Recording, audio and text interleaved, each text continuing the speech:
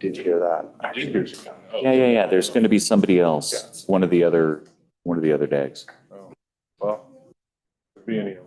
And she's probably walking into Grant Sawyer right now. Yeah, sure. Probably. Right.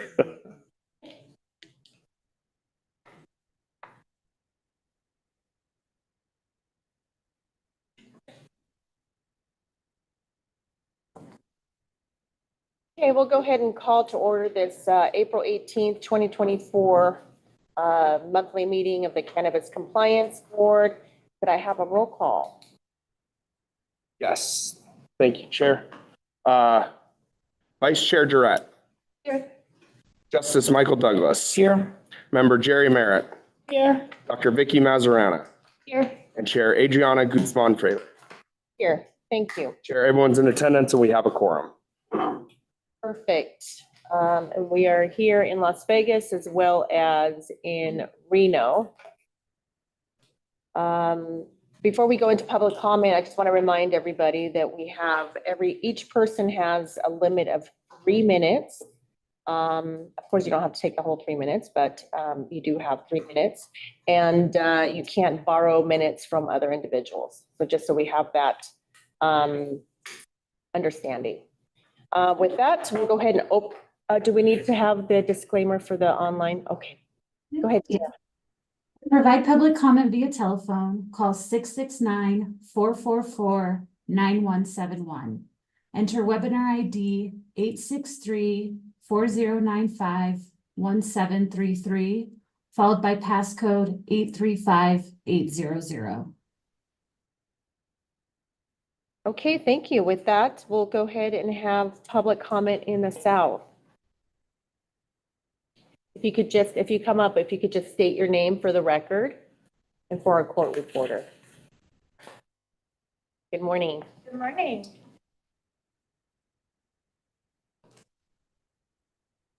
Good morning, Board, Lake Martin, Nevada Cannabis Association. Just brief public comment on the metric bulletin with the distribution date of April 15th, 2024. Our licensees are just taking a look at it now and have raised concerns to us about the bulletin containing new rules and requirements and compliance deadlines that haven't gone through the regulatory process. We have a couple of other concerns about the items in the bulletin and the guidance and seeking clarity about the new requirements that we've talked to staff and to Director Hum about, and they've been wonderful in helping us out. But from a broader policy standpoint, we're just concerned about having new rules and requirements that are published in guidance that haven't gone through the regulatory process. So I wanted to raise that to the board. Thank you.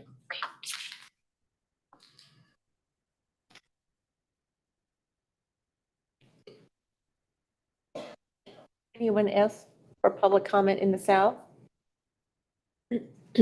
Okay, seeing none, we'll go to Reno. Any public comment?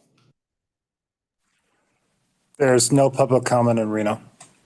Great, thank you. And we'll go online. Any public comment online? If you wish to provide public comment, dial *9 to raise your hand if joining by telephone, or click the raise hand icon if joining via Zoom. There's no online comment. Thank you. And with that, we'll go on to item number 2 on our agenda, which is the meeting minutes, consideration of approval of the March 21st, 2024 CCB minutes. Has everyone had an opportunity to review? And do you have any edits or comments or concerns? If not, I'll entertain a motion. Member Drett, I move to approve the minutes from the March 21 meeting. I'm a Merritt. I'll second. I have a first and a second. Any discussion on the motion? None. All those in favor say aye. Aye. Aye. Any opposed? Motion carries. Okay. On to the consent agenda, which consists of approval to proceed with disciplinary action on 2 complaints. On this matter, it's for possible action. We just need a vote for staff to go ahead and serve the complaints. Chair, I have I can outline the complaints. So I will give the board an update on that. Perfect. So Item 3A on the agenda concerns 2 complaints for disciplinary action. Pursuant to NRS 678A.510, the Attorney General has reviewed these violations and has recommended proceeding with these disciplinary actions. I am requesting board approval to proceed with both disciplinary actions. If approved, I will then authorize service of the complaints. As service is in the hands of the Executive Director, we are not required to immediately serve the complaints today. Once the board approves proceedings with these disciplinary actions, service will proceed within a reasonable time. Once the complaints are out for service, the CCB will post each on our website. As NRS 678A.510 requires us to preserve respondents' due process rights, per the board's usual practice, I will not disclose the names of the licensees or the full details of the complaints. However, I will now present the violations alleged and request the board vote to authorize proceeding with disciplinary action against Respondent A and Respondent B. I would also note that should either respondent desire to initiate settlement negotiations on the charges in their complaint, both complaints will include instructions for the respondents to contact the Senior Deputy Attorney General handling the matter to discuss potential settlement.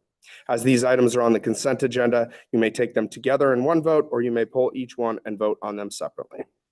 As to Respondent A, under Agenda Item 3.A.1, the complaint will allege violations of the following regulations: multiple violations of Regulation 4, 1 violation of Regulation 5, and multiple violations of Regulation 6.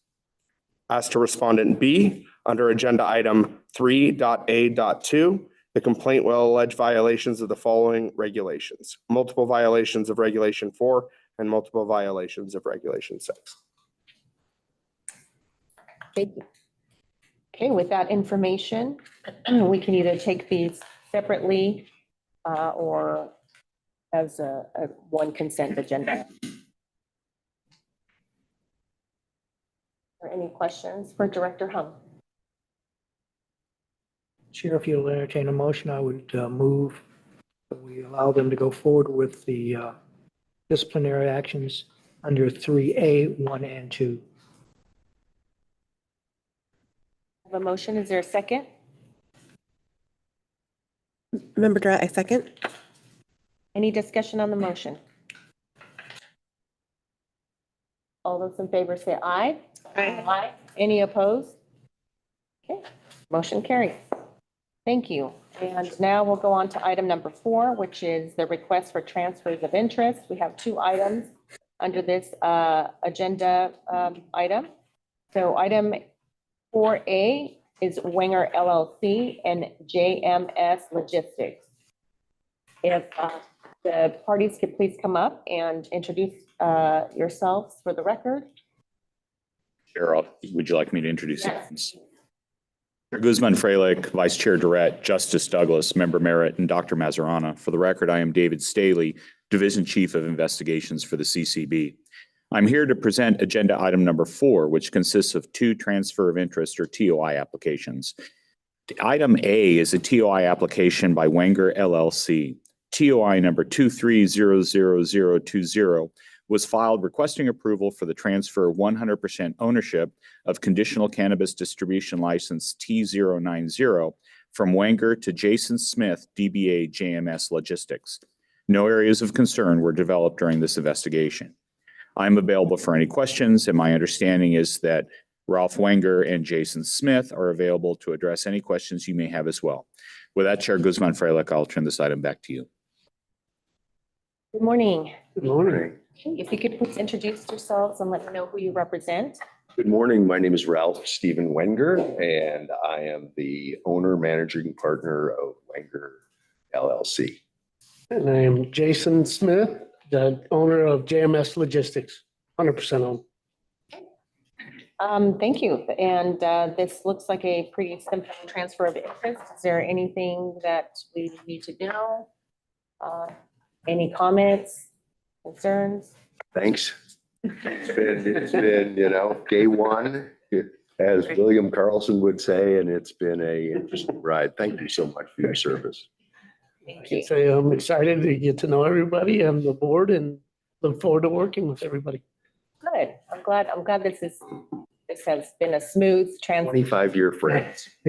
Jason's been in transportation and for years and years, and it just seemed like a good fit. somebody young enough to. Wish I was young. Well, good. I'm glad to hear it. With that, well, I'll just bring it back to the board for any questions.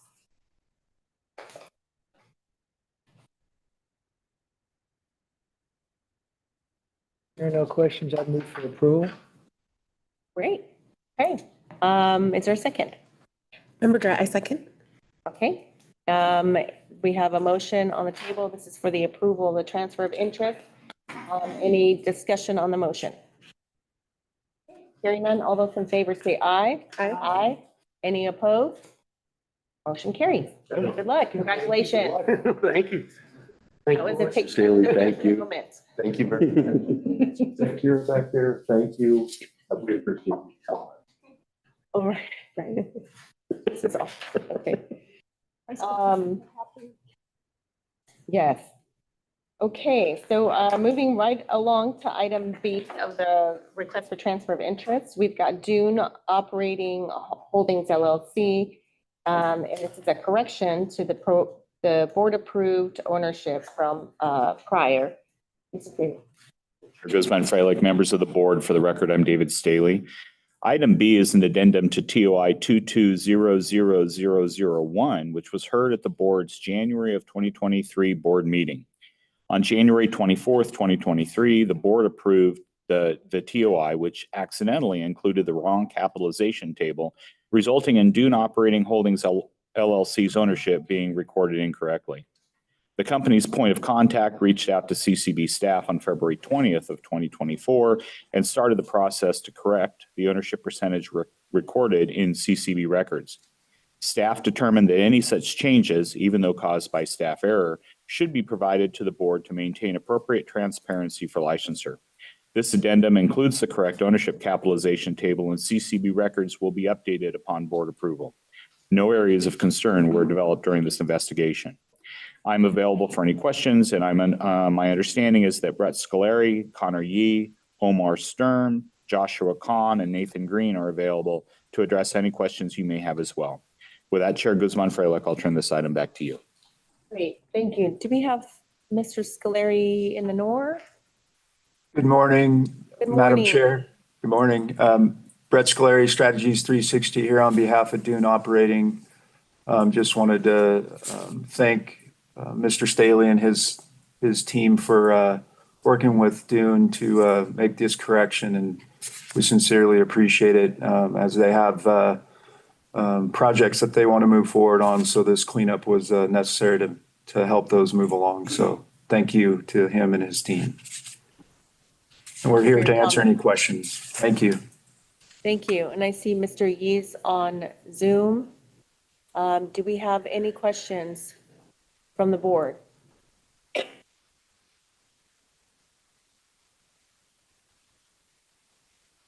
It's like a pretty clear cleanup issue. I don't have any questions or concerns. I'm glad that we're able to do that. Chair, Yes. Member Douglas, I'd move for approval, and I thank the licensee and staff for corrections on this one. For a second. Member Merritt, second. Thank you, Member Merritt. We have a first and a second. Any discussion on the motion? Okay, all those in favor say aye. Aye. Any opposed? Motion carries. Thank you very much. Thank you. Thank you. Thank you, Mr. Yee. Okay, and that takes care of all our transfers of interest for this meeting. Now we'll go on to item number 5, which is the consideration of license agreements. We've got 2 items on those. Mr. Staley. Chair Guzman Freilich, members of the board, for the record, I'm David Staley, Division Chief of Investigations. I'm here to present agenda item number 5, which consists of 2 management services agreement or MSAs. Item A is an MSA between Herbal Inc. and Nabisix LLC. Herbal is currently under receivership and owns Blackbird NV LLC, which owns cannabis distribution licenses T002 and T003. The MSA provides for Nabisix to manage Blackbird's distribution operation while Herbal proceeds through its receivership. Herbal has also filed a TOI application on February 16th, 2024 for the proposed acquisition of Blackbird by Nabisix, and the TOI investigation is currently in process. CCB staff have reviewed the MSA and found the relationship between the two parties appropriate. No areas of concern were developed during this investigation. I am available for any questions, and my understanding is that John Savage, Kevin Singer, David Edelbute, Vincent Young, John Lee, Sean Arroyo, and Maxim Nazarov are present today to address any questions you may have as well. With that, Chair Guzman-Freilich, I will turn this item back to you. Great. Thank you very much. Good morning, everyone. Good morning. We do have some slides here. Were you going to be doing a presentation? Yeah, what was the? We'll let the Okay. council speak first. Well- If that's okay. Good You morning. guys know what you're doing. John Savage on behalf of Kevin Singer, court appointed receiver, members of the board, Director Hum, Mr. Staley. I just want to thank the board and Mr. Staley's team for their work on this matter. And Vince is here to do his presentation unless the board has any questions. Okay. Thank you. Everyone. You better. Good morning. Good morning. Thanks Chair for- Guzman-Freilich, members of the board, Executive Director Hum, on behalf of Nabis, Alicia Ashcraft of the law firm of Ashcraft and Barr. I just like to first and foremost thank CCB investigator Maggie Adams, who has been awesome as always to work with on both the MSA and the pending TOI. With me today is Mr. Vince Ning. He is the co-founder and CEO of Nabis. He does have an affirmative presentation for you today to describe the company and tell you a little bit more about it. And then we're happy to answer any questions we have after that. Great. Thank you. Cool. Thank you all for your time today. It's a pleasure to be here. I came here from New York City, actually. That's where I live. And we're excited to be in the Nevada market. We've been in the cannabis industry for about almost 7 years now at this point. I started my business called Nabis in California, and it's the largest legal cannabis market in the world. And today we serve over 20% of the legal market in California, which is around $500 million of sales per year. And I started this with my best friend, June, growing up. And, it's been an interesting journey in the cannabis industry. So we've seen kind of all sorts of seasonalities and rough patches through the thick and thin. We went to Harvard, studied very quantitative things, computer science, economics. We went to work in tech right out of college. So that's where our professional background lies. So our whole platform is very grounded in this, sense of technology, trying to streamline the compliance and safety of cannabis distribution in the industry. Today, we serve over thousands of businesses, small businesses, brands, retailers, and Nevada was definitely a really exciting market when we saw that Blackbird was on the market. And I've known Tim Conder actually for quite some time, actually, since the beginning of my time in the industry. And I know I only have like 3 minutes, so I'll just keep going. If you want to keep flipping through, we started. A couple of rough sketches on a piece of paper in a 500 square foot facility that I found on Craigslist. We started, everything had to be built from scratch. As you know, there's no banking in the industry. There's a lot of security risks. And so that was something that we really tried to imbue in our platform, which is the sense of trust. You can see us counting cash here. We used to pay our taxes. I think the largest amount I walked into the city of Oakland with was $2 million in cash for a quarterly tax payment. And that's one of the many things that we try to solve besides product fulfillment. Next. This is where we are today. We work very closely with the state government. So that's the state treasurer, Fiona Ma, doing a ribbon cutting ceremony with us in the city of Woodlake. So it's just over the Sierra Nevada mountains, not too far from where we are today. We operate over close to 200,000 square feet of warehouse space across several markets, California, here in New York. Our fleet size, we have over 100 vehicles, and we started trying to build the largest infrastructure for cannabis distribution to be able to streamline, fulfillment in the space as more and more of the market legalizes. So if you go to the next slide. So why are we here? Jude and I are engineers by training, so we like complex problems and we like to solve those. For people who don't like to solve the sort of hairy nitty-gritty parts of brand building or, trying to meet consumers where they're at and ultimately try to destigmatize cannabis as well at the same time. And so what we do and what we offer is cannabis fulfillment, and we offer payment processing collections.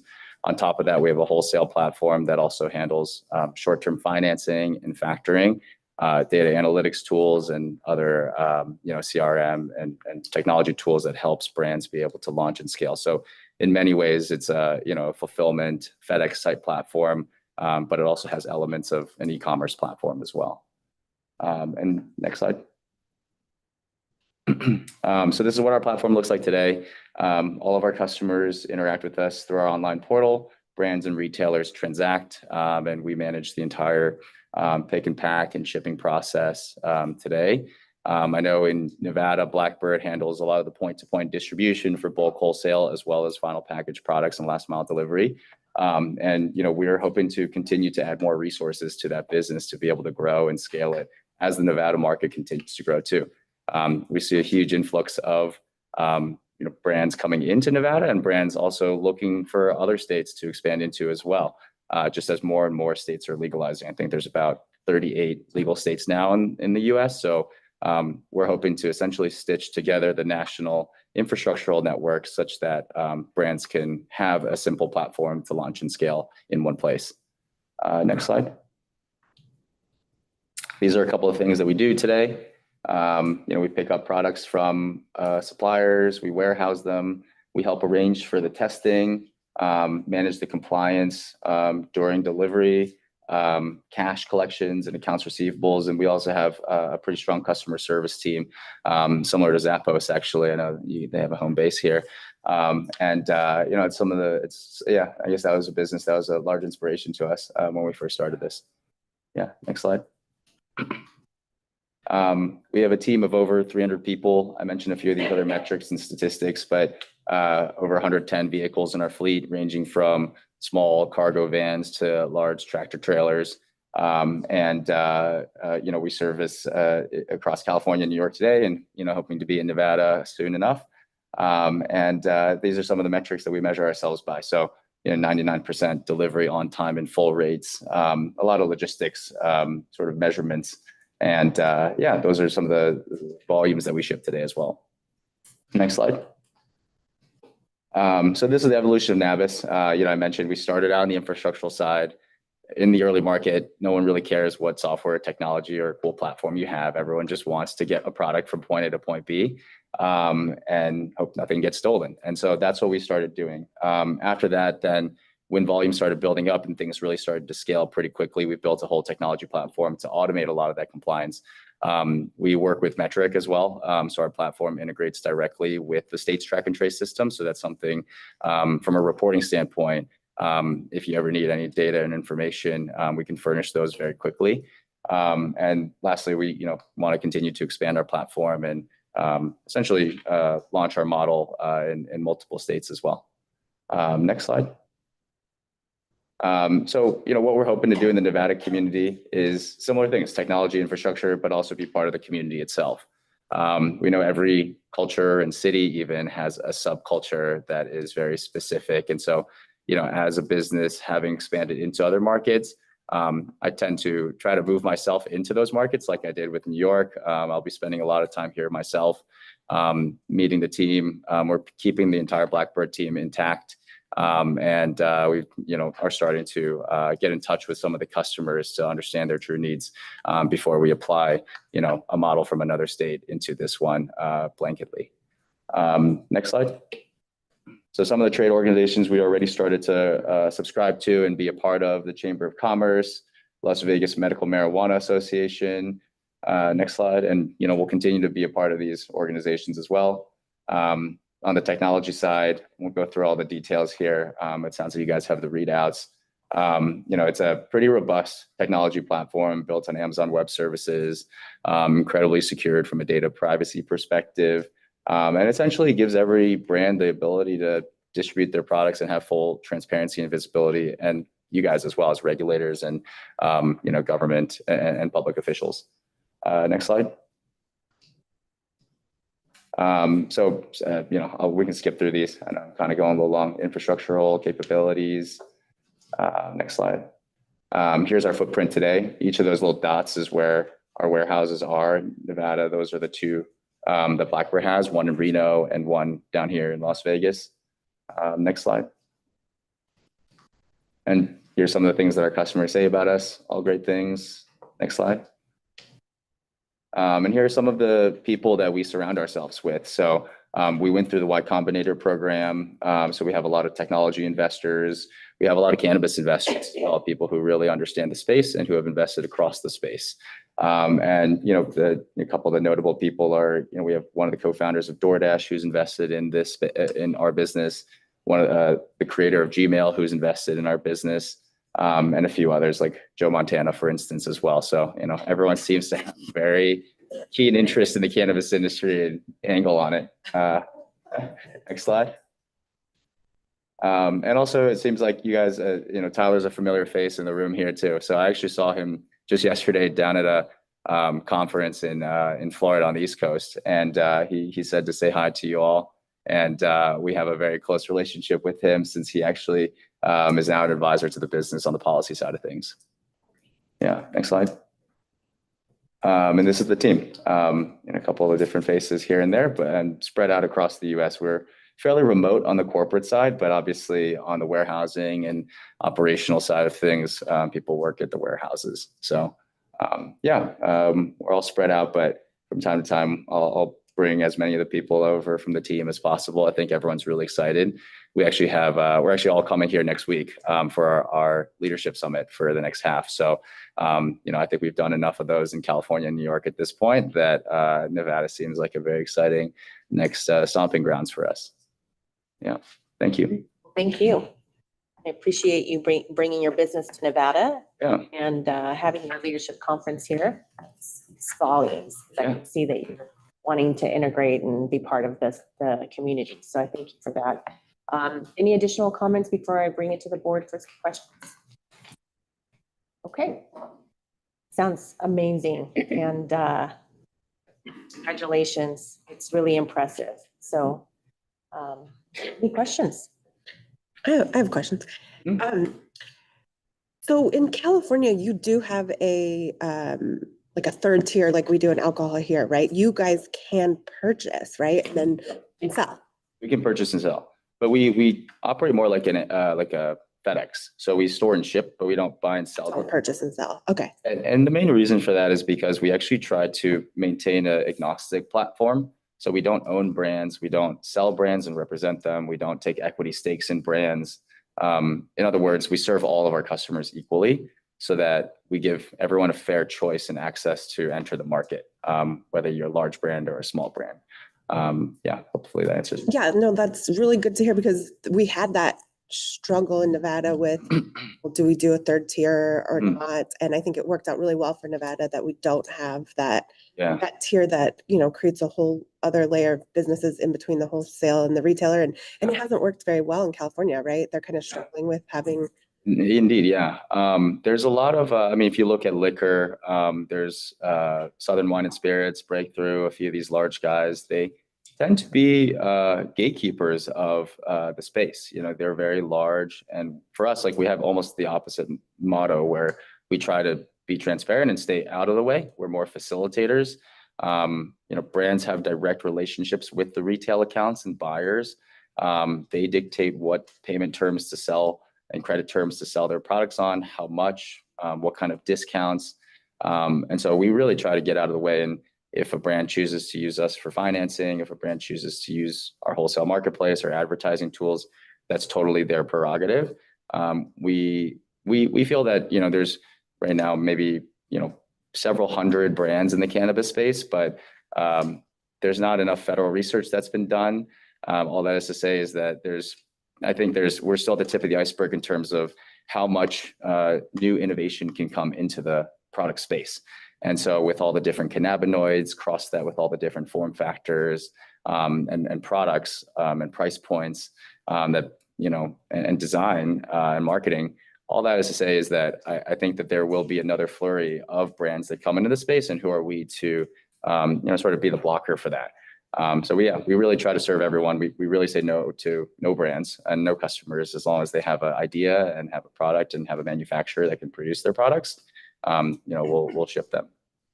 I think part of the problem too is there's just not enough business to go around. So if you're creating a different, set of licenses that has to be the go-between, then that cuts the business up even further between these various businesses. Exactly. Speaking of that, do you charge like a percentage, or how do you? Every market's a little different, actually. So in California, we do charge a percentage, and New York as well. I guess internally we think of things as percentages, but it's all effective. Like here, I would say the average effective percentage rate is around 1.5%, but Blackbird's menu of services is charged based on flat fees, which makes sense. I think the biggest area of need for the business is these long haul routes between Reno and Las Vegas, which can take, anywhere from 6 to 8 hours. And so that's where the platform shines. So it's more of a cost plus model here. There are other services that we charge for on a percentage model, such as our financing platform. It's all bifurcated such that it's you pick what you choose, you pay for what you use. Yeah. A la carte. A la carte, exactly. Why Nevada? Why Nevada? I mean, Nevada is I mentioned brands a lot, and that's kind of a very big center of focus for our business because if we take a big step back, cannabis is rapidly legalizing. It's a big presidential election year. There's states legalizing left and right. There's a lot of opportunity, but Nevada is really interesting. When Kevin gave me a call, I had known the Blackbird business for so long. From a corporate culture perspective, a lot of go-to-market strategies fail because of cultural issues, because of misaligned visions. And this was a business that I felt like we had been running side by side with for so long. And I've known Tim, and I actually just saw him the other day too. And he intends to actually be close to the business. So he's offered a helping hand to even, as we step into the business, be able to help us with like even small things like Google Suite passwords and things like that can help us really like settle in quickly. I think the main overarching theme though is that as this large scale sweeping legalization happens, there's more and more creators out there who want to build brands and appeal to different demographics. And so what we see is that Nevada has several million people in its population, but it has 4 million tourists come through Las Vegas itself per year. And so the brand building ability here and the exposure it has to not just the nation, but also the world is actually an incredible epicenter for building cannabis culture and destigmatizing the space. So I think that's really where we see this market being really critical. It's a strategic market for exposure. Okay. I have 2 more questions if I can ask them really quickly. Yeah, please. Okay. I think a lot of the platforms that have come and gone, part of the reason they've gone is banking. Yep. Do you remember Ease? Are you familiar with Ease? Yep. So I'm assuming you're not doing the Ease model, which involved, all kinds of problems. Yep. So what are you guys doing about banking? Yeah, so we're strictly on the wholesale side of the industry. We work with a bank called East West Bank. That's our closest financial partner, an institution. We've worked with them for about 5 years now at this point. What happens if they pull out? Because I've had that happen in the cannabis industry. Yeah, I mean, they serve a good amount of the space at this point. I would say they're the largest. I guess they're still considered a regional bank, but they're a public company. They were actually initially established as a state chartered bank in California. So they have a lot more jurisdiction, and we have a very close relationship with the state treasurer of California, who actually gave the green light for them to be able to operate in the cannabis space. What happens if they pull out? We actually have a few other banks, like smaller credit unions within each locale that we can continue to use. We also work with, for instance, Bridge Bank and a few others. So, and there are now also a lot of cannabis banks and financial institutions that are coming out of the woodwork. So ones that are on my radar that we don't work with today i.e. we can always switch to someone else is my answer for you. Like, Valley National Bank, Safe Harbor Financial, and there's a few others that, have slightly different capabilities and costs, but, East West is definitely, in my mind, like the gold standard for, national cannabis banking. If they pull out, that'd be a problem, but, it's not something we haven't dealt with many times, countless times before, frankly. And my last question is, are you planning on going into retail? And the reason I'm asking is because there's a natural inclination to want to serve the retail delivery market, which is, pretty painful. It's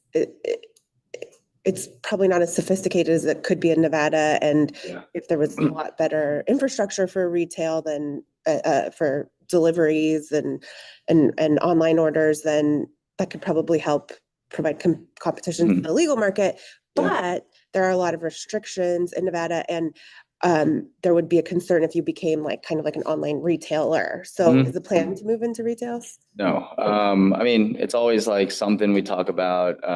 People ask us. It seems like a very natural step for us, but at the end of the day, if we look at other regulated industries, the intent of the regulations is meant for a 3-tier system, and that's to provide checks and balances throughout the supply chain for consumer safety purposes. And so we want to build our business and invest time and resources into where we think the regulations will end up. And I think, going into direct to consumer, it seems logical. We have trucks, we have drivers, we have a warehouse, and we have products, but it's the unit economics of the business is very different. Right now we work with, Nevada has several hundred retail shops. That's a finite number that we can build routes to.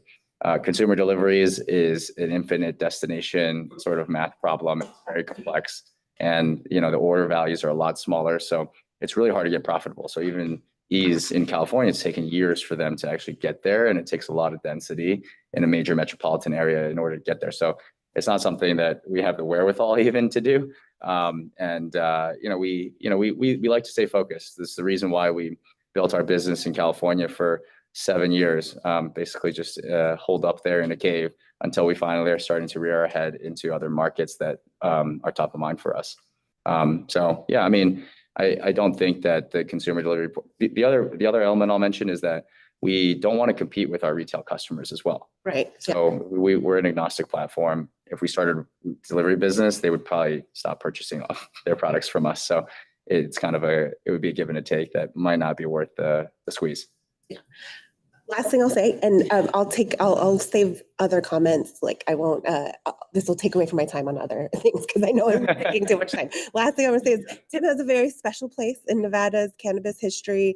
When there was the litigation with the alcohol distributors, he had to scale up and make his business our early start program work. And he was at the table delivering, working 24 hours a day for weeks at a time to make sure that our early start program could go off. And some people were not even grateful for that. And so he has a special place in history. So. Oh man, yeah, I'll have to. Yeah, you have to live up to the Blackbird legacy. I will.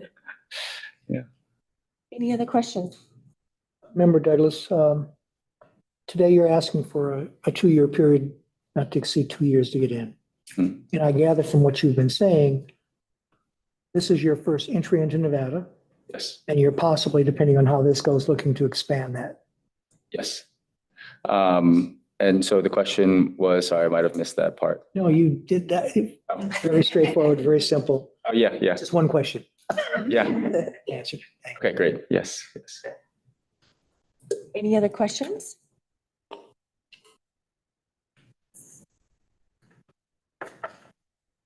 Questions? Okay. Chair, then I'd make a motion for approval. Okay. Is there any other comments or concerns before we? Not at all. The only thing I will say is that we are moving very quickly on the TOI. I would expect, again, investigator Maggie Adams, an amazing job, and we would expect to be back before you, maybe even as early as next month, or maybe June. But we think this will be a very short-term management services agreement approval before Cannabis takes over ownership. Okay. Member Mazeron, a second to the motion. We have a first and a second. Any comments on the motion? Hearing none. All those in favor say aye. Aye. Any opposed? Motion carries. Congratulations. Welcome. Yay. Thank you. Looking forward to seeing your I progress. just wanted to, Kevin Singer, the court receiver, and I just wanted to compliment Alicia and Vince on such a great presentation and pronouncing Nevada correctly. Okay. You worked on this. And I can commit on behalf of Vince that he will be here for the board for any questions, even after this meeting, if they want to reach out to him or any time that he's doing business in Nevada. Absolutely. Yeah, he's here, available. he's part of the community.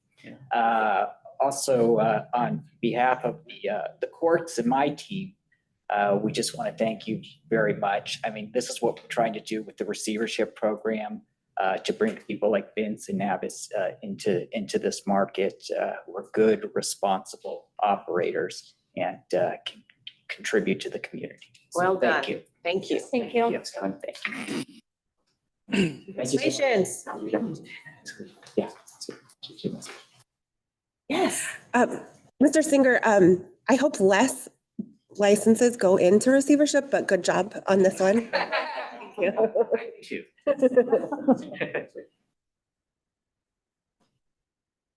Okay, going on to item B. Under the license agreements, we have Pure Tonic Concentrates LLC and Lucid Management LLC. Mr. Staley, please. Guzman Freilich, members of the board, for the record, I'm David Staley, Division Chief of Investigations. Item B is a status update on a previously approved MSA between Pure Tonic Concentrates LLC and Lucid Management LLC. This item is a follow-up to a status update from these companies provided at the board's February of 2024 meeting. During investigation of a companion TOI application, CCB agent developed areas of concern or areas of interest or possible areas of concern regarding numerous personal and corporate tax liens in Washington State, revoked Nevada Secretary of State registration, status of the purchase of Pure Tonic by Lucid, and lack of responsiveness to CCB agent information requests. Since the February 2024 board meeting, Lucid has provided much of the requested information and retained Nevada Cannabis Council and are present here today to provide any additional information that may be requested by board members. I am available for any questions, and my understanding is that Alicia Ashcraft, Jacob Ward, Kurt Stitzer, and Stanley Johnson are present today to address any questions you may have as well. With that, Chair Guzman Freilich, I'll turn this item back to you. Thank you very much. Thank you, and thank you for hiring legal counsel, local legal counsel. I think it does make a difference. And so I appreciate that. And Ms. Ashcraft, with that, do you have a presentation for us? Thank you so much, Chair Guzman Freilich, members of the board, and again, Executive Director Hum. Alicia Ashcraft, the law firm of Ashcraft and Barr, on behalf of Lucid Management. With me once again, whom you met in February, is Stanley Johnson. We're happy to answer any questions that you have. I think this is a status follow-up. Mr. Johnson was already in full swing working with CCB investigator Rachel Prince on getting caught up on some of his requests for information. I want to thank and acknowledge investigator Rachel Prince for being so patient and helpful, and especially helpful in directing me kind of coming in so recently on how I could best help move things along. We got a lot covered. I spoke with her just again yesterday. I understand there are a couple of outstanding items that still need a little further clarification. We are committed to working through that and to bring the TOI to finality. But again, happy to answer any questions, but wanted to and do appreciate the board giving us the opportunity to provide a status update and let you know that we're moving things along as quickly as possible. Thank you. Mr. Johnson, do you have any comments for us? Just want to thank everybody for giving me the opportunity to get my house in order, get stuff submitted, kind of get on one page. Made a lot of changes since within my company since the last time we spoke. So I got better talent at the right positions now, I guess is the best way to say it. I appreciate it. As you see, we're trying very hard to work with you because we want you to succeed. I'm sure that the board has some questions for you, so I'll bring it to the board for any additional questions or concerns. Member Douglas, for the record, I know Mr. Johnson, you've now at least submitted an application for your card. Council, if you know, the Burnt Springs state business license, has anything been done on that? There was a concern about that license had been revoked by the Nevada Secretary of State. And also there was an issue with the city of Winnemucca having accurate information. Are we moving on those two areas? Thank you so much, Justice Douglas. Again, Alicia Ashcraft on behalf of Lucid Management. So the state business license, I believe, has been brought current. That is no longer in default status. With respect to the license in Winnemucca, we're still working on a clarification there because Mr. Johnson, on behalf of Lucid Management, had applied for, which is all the information he had, as a management company. Sometimes there are disconnects with local governments understanding the purpose of who's there and running it versus who may actually own it. But Mr. Johnson took steps to go back and pull all of the information that was submitted. And what he submitted was as an owner of Lucid Management and with Lucid Management as a management company. If further information needs to be provided with respect to Pure Tonic, we're happy to help work on that. But I would say that that's one of the items that further clarification and work, but we are on it. Thank you. Member Drett, just out of curiosity, how much time do you spend in Winnemucca? Honestly, maybe an hour a year. I have a local manager, I have every quarter, but me physically in Winnemucca. I stayed in Winnemucca through the process of build out and getting it open. I was there 3 weeks a month, I'm sorry. So are you based in Washington? I am, where I physically am at. Yes, that is correct. Yes. Okay, I was just curious. Thank you. Can you clarify for me, what is Queen Avaba's involvement at this point? Queen is, I consider to be the general manager for the Winnemucca operation. So scheduling staff, what products we decide or the customer wants there, cleaning staff, security. She handles all of, I consider general manager task, if you will. Okay. As far as any tax liens in the state of Washington? Yeah, one tax lien, the bigger one that I had, or I was on a board for, it's called Freddie's and Associate Iron Horse Casino, ran the operations. I approved paychecks and some things with folks that was, the dollars were in trust, money that was taken from the staff, put into trust to pay the IRS. That's been paid, cleaned up and everything like that. But that was kind of what that was about, the bigger ones. A lot of the small ones were everything at this time. There were 3 that I could not find in Washington, in Nevada. Every other one's at this point is clean or paid for or taken care of. So no more IRS liens? No, Okay. not at all. And what about state tax? I couldn't find any state tax liens. Okay. I couldn't find anything in Washington or in Nevada. I couldn't find anything. Everything was taken care of or caught up. Okay, thank you. Any additional questions?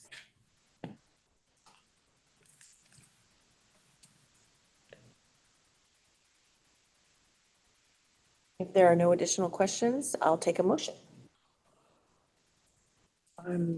I guess the question is, what motion do we really need today? This was on just for a look. A progress report. And from my standpoint, I would just give direction to staff. If there are any new questions or other questions that are still outstanding, then they should put it back on. Otherwise, we don't need to see this again for a while. Okay. All right, so we won't make it a motion. We'll just comment to staff any additional issues or problems, just to bring it back. Fantastic. Thank you so much. Very much appreciate it. Thank you. Thank you. Thank you very much. All right. Thanks for giving me a chance.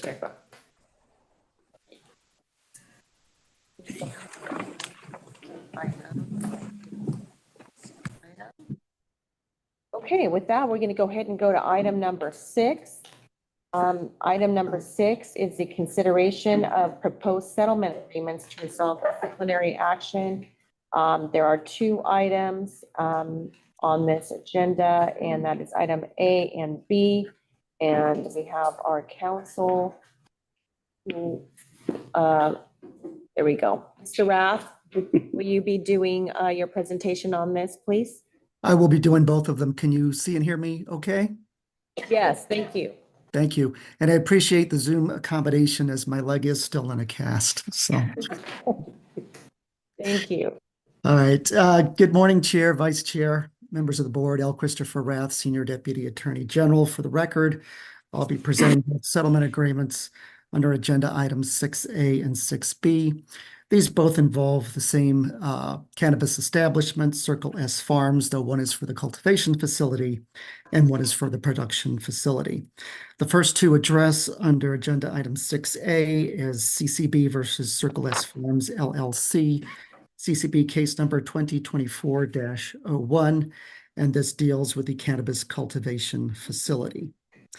The CCB did not file a complaint in this case or the other case. Rather, we were able to reach out to the licensee's counsel, complete good faith negotiations, and go directly to these settlement agreements. So as to the cultivation facility, the violations arise out of a routine inspection that was done in April 2023, as well as a routine audit that occurred from March through June 2023. During this inspection and audit, CCB staff noted multiple violations, which were memorialized in 2 statement of deficiency letters, or SODs. First one was issued in April of 2023, and the next one was issued in June of 2023. As noted in paragraphs 2 and 3 of the settlement agreement, these violations including the following: the use of Florel on cannabis crops, which is not an approved crop production aid or pesticide. And this was applied after the CCB had already notified industry that this was an unapproved substance. Second, there was a failure to properly tag cannabis plants. There were a few building disrepair issues. There was also discrepancies between metric data and the facility's clone logs and disposal logs. There was also disposal logs that did not meet cannabis disposal requirements. In sum, there were at least 4 separate and distinct Category 3 violations, as well as 2 Category 5 violations. The mitigating factors are listed in paragraph 11, and these include several factors. First, the fact that the Florel-affected cannabis was collected by the licensee and voluntarily destroyed. That's not technically a statutory mitigating factor, but we certainly considered it a mitigating factor, probably under the cooperation rubric. Second, Circle S implemented corrective action via an approved plan of correction. Third, Circle S cooperated with the investigation and importantly did cooperate with getting both of these matters resolved without the need for CCB to file a full disciplinary complaint. The plan of correction is detailed in paragraph 20. It includes the destruction of the Florel-affected plants, as I previously noted, and a commitment to review all pesticides used at the facility to ensure compliance. There was a retagging of cannabis plants to comply with the law, a hiring of a compliance manager, the building disrepair issues were fixed, and the destruction logs were updated, and monthly reconciliations between metric and clone logs are now being performed. Technically, these violations occurred before SB 195 was in effect. Under the prior scheme, though, civil penalties for all those violations would have totaled about $22,000. Even under SB 95, they would still total $72,500. Based on the violations found and full consideration of the mitigating factors and corrective action, the parties agreed to the following discipline: admission to 1 Category 3 violation for the use of unauthorized pesticides, soil amendments, fertilizers, or crop production aids, and admission to a 2nd Category 3 violation for failing to meet the requirements for disposal of cannabis waste, and payment of a $25,000 civil penalty within 30 days of approval. I'd note this is a significant reduction even from the SB 195 maximum of $72,500. So the mitigating factors were more than taken into account here. Based on the foregoing, the Attorney General recommends and requests the CCB approve the settlement agreement. I'm available for any questions on this matter, as are the Connors, who are representing the respondent here today. Thank you, Mr. Rath. Good morning. Good morning, Amanda Connor and Derek Connor for the record on behalf of Circle S Farms. I would note that with us today are two of the owners, Brenda Gonzalez and Alex Davis, should the board have questions for them. We appreciate everything, working with the Deputy AG. As he indicated, they reached out and we were able to reach settlement before a complaint was filed. Our client has taken several corrective actions and, as noted, promptly acted once they were aware of the issues. We are available for any questions and appreciate approval of the settlement. Derek Connor for the record. I think my better half said it as good as I could have done. Thank you. Okay, any questions from the board members? Member Drett, so these are OG owners, tennis champion, and a cop. I know they're heart and souls. This is all women-owned business, right? Heart and souls went into this for the last 10 years. I know they wouldn't knowingly use pesticides that aren't approved. What happened? I'm just curious. I think it was a mistake by an employee. I mean, I think some people didn't understand that, products that are used on plants that are going to be used in food production have to be registered as, pesticides or nutrients. And I think there was a misconception on what a plant growth regulator was and whether or not that had to be registered as a pesticide. They had an employee make a mistake without management's knowledge, introduce this product to the facility, luckily only used it on some of the rooms and not all the rooms. But the candidate, that employee was believed demoted. And, like Mr. Rath said, the facility took several steps to mitigate the factors. They had to destroy all the plants and all the product that were produced out of those rooms. They had to effectively, clean and replace all of the fertigation system that went to those rooms. So they took it very seriously and they took steps to correct it immediately upon learning that this had happened. One of the mitigating factors was that they hired a compliance manager, but they must have had compliance before that. And a compliance manager is here as well. They had our office. We've been with them, as you indicated, they're an OG and we've been with them. They take this very seriously. But because this happened without management's knowledge, they wanted some more,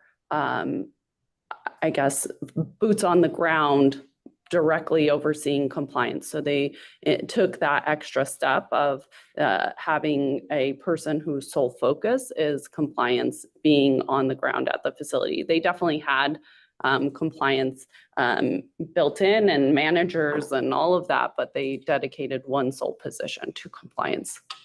I have one last question. I don't know about this difference, and I think it's catching up some licensees between growth regulators and pesticides.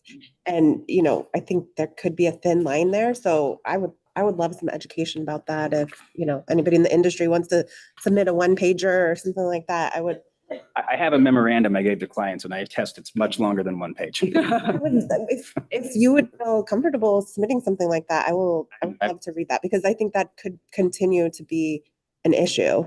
I would be happy to share that with you. I'll remove the client's information, but yes. Yeah, exactly. Okay. Well, thank you so much. And thank you. I think it's unfortunate that this license is here for discipline, but I appreciate that Mr. Rath has applied the SB 195 standards and obviously really worked with the licensee to just have as little impact on them as possible with getting everything going in the right direction. Any other questions? Member Douglas, for the record, I'm going to support the settlement agreement, but I note for the record, one of the considerations, and it was neither admitted nor denied, but the fact that there were concerns, and I use that word, as a seed to sale tracking requirements, and hopefully now corrective measures have been taken, so that's not going to be a problem in the future. Amanda Connor for the record. Yes, one of the compliance managers on the ground is looking over the seed to sale and inventory.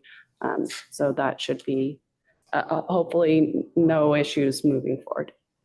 And I only note that for the record, in terms of the settlement, as one of the things that didn't go forward.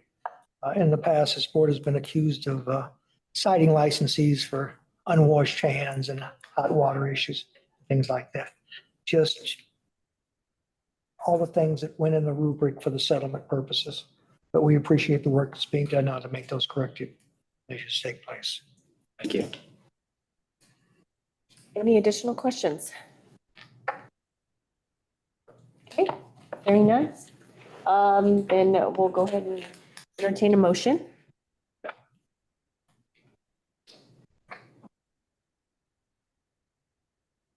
Member Douglas, motion for approval of the settlement agreement.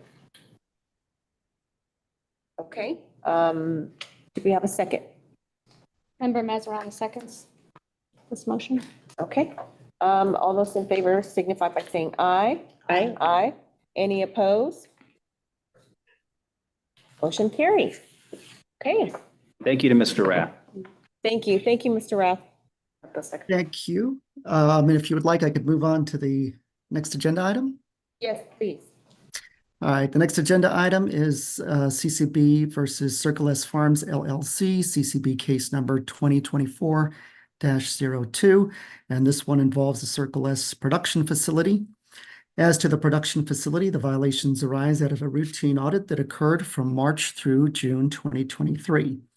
And during that audit, the CCB staff noted multiple violations, which were memorialized in an SOD. And this is discussed fully in paragraph 2 of the settlement agreement.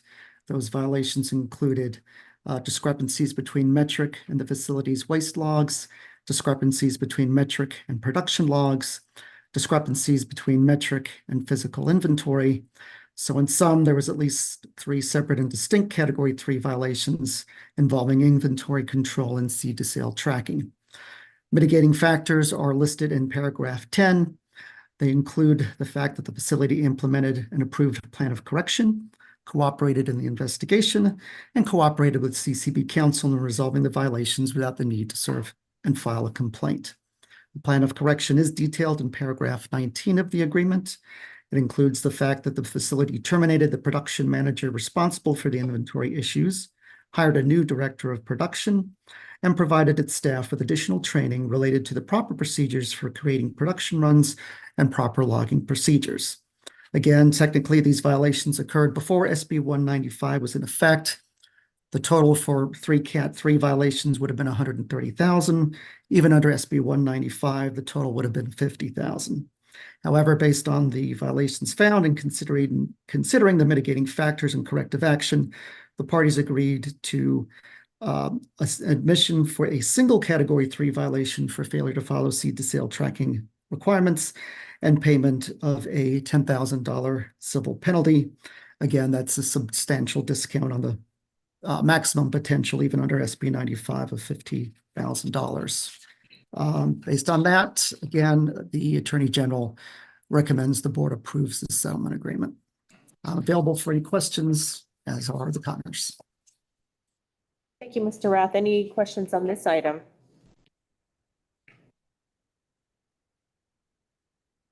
No? Okay.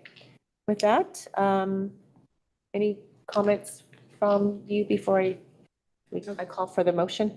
Derek Connor, the law firm of Connor and Connor, on behalf of Circle S Farms. Just want to thank again Mr. Rath and all the CCB staff that worked with us on getting these settlement agreements approved. And we're here for any questions. We were happy to answer.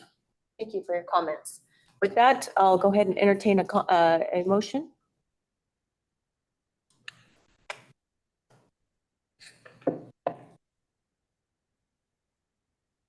Is there a motion for the approval of item 6B? Member Mazarana makes a motion to approve the settlement agreement. Thank you. Is there a second? Member Merritt, second. We have a first and a second. Any discussion on the motion? Hearing none, all those in favor say aye. Aye. Any opposed? Motion carried. Thank you very much. Thank you. Okay, now we're moving on to item 7. This is consideration of agreement on payment of civil penalty and waiver of appeal rights for Cannabis Nevada LLC, known as Let's Test LLC. Good morning. Good morning. Kimberly Maxon Rushton with the law firm Cooper Levinson, appearing on behalf of Let Us Test LLC. Thank you. Thank you. Mr. Again, Rath, yes. What do we yeah, have going on here? Again, Christopher Rath, Senior Deputy Attorney General for Cannabis Compliance Board. I'll briefly go through this, and then if there's any questions, I can take any questions. So agenda item 7A seeks board approval of basically a payment and waiver agreement between the CCB and LTL, which was formerly known as Cannex, and this is for CCB case number 2020-27. As you are aware, the board adjudicated this disciplinary matter on February 15th of this year and issued its final order imposing discipline on March 4, 2024. Subsequent to that, counsel for the CCB and respondents counsel discussed 2 key issues. The first was the fact that respondent was going to have difficulty in timely paying the civil penalty because they're not operational. And second, both sides really did want to have final resolution of this case. Those discussions led to the payment agreement that is before you. The key issues covered in this agreement are as follows. First, the respondent shall be allowed to make payment of the civil penalty in monthly installments starting on September 30, 2024, which is about a month after the summary suspension expires. Second, there are certain penalties for late payments and failure to pay. However, respondent may seek a limited number of extensions for good cause. Third, the parties agreed that the violations found during a 2022 inspection were corrected, and the CCB will not file a disciplinary action against LTL for that particular inspection, though it may be introduced into evidence at any future disciplinary action. In exchange, LTL has waived the right to judicial review of the CCB's final order and has waived any and all rights to contest the CCB's final order in any way. The agreement was entered into in good faith by both parties and should bring this lengthy matter to a conclusion on the terms set forth in this agreement. As a result, the Attorney General recommends and requests the board approve this agreement. I'm available for any questions, as is Ms. Rushton. Thank you. Ms. Rushton, do you have Again, any comments? certainly, for the record, Kimberly Maxon Rushton, appearing on behalf of Let Us Test LLC, wanted to take the opportunity to thank counsel for the Attorney General's office and the new executive director for their willingness to work with us on this matter, Chair. As you know, it has been an extremely long matter. None of us had any interest in proceeding with it any further, but I do want to take the opportunity to say that as soon as we received the order and reached out to the director and to counsel, they were willing to sit down and talk to us about this. They were understanding of the fact that without being operational, the payments would be hard to meet. And I think really recognizing the fact of where the company has come, its commitment to compliance, that's why we're willing to move forward without going, without the petition for judicial review and without the prior SOD issues that occurred back in 2022. So I share this with the board because I think it's a demonstration of the cooperativeness that the industry and the CCB has newly formed with respect to these type of matters and how much we truly appreciate this coming to a conclusion. And I know that the board does as well. So with that, I'm happy to answer any questions. Otherwise, just want to again thank Mr. Raff, Executive Director, and Tony. Thank you for all your assistance as well. And again, happy to answer any questions that you may have. Any questions from board members? Oh. Okay. I'll entertain a motion then. Member Douglas, for the record, I would move to accept the stipulation. It hopefully brings a complete end to this matter. It had birthdays. Is there a second? Member Drat, I second. Okay, all those, we have a motion on the table. Any discussion on the motion? Hearing none. All those in favor say aye. Aye. Aye. Any opposed? Motion carries. Thank you. Thank you very much. Thank you. Thank you. Okay. Moving on to item number 8, this is a status check on conditional transfer of interest for MJ Distributing. MJ Distributing, a couple of licenses there, and MJ Holdings, Inc. This is the continuation from our March 21st, 2024 board meeting. Morning, members. This is Allison Herr, Senior Deputy Attorney General. I'm going to be presenting item number 8. This is a continued hearing on the status check, which was originally noticed for March 21st, 2024. The previous appearance was continued today to allow additional parties to be present and potentially to respond to the board. MJ Holdings holds 4 cannabis establishments licensed through its subsidiary companies. These licenses are subject to a conditional transfer agreement requiring MJ to file quarterly status reports, which it has failed to provide. The agreement also required it to select a permanent CEO, a COO, and a CFO, which it failed to do. And the agreement required MJ to name 3 board members, which it failed to do.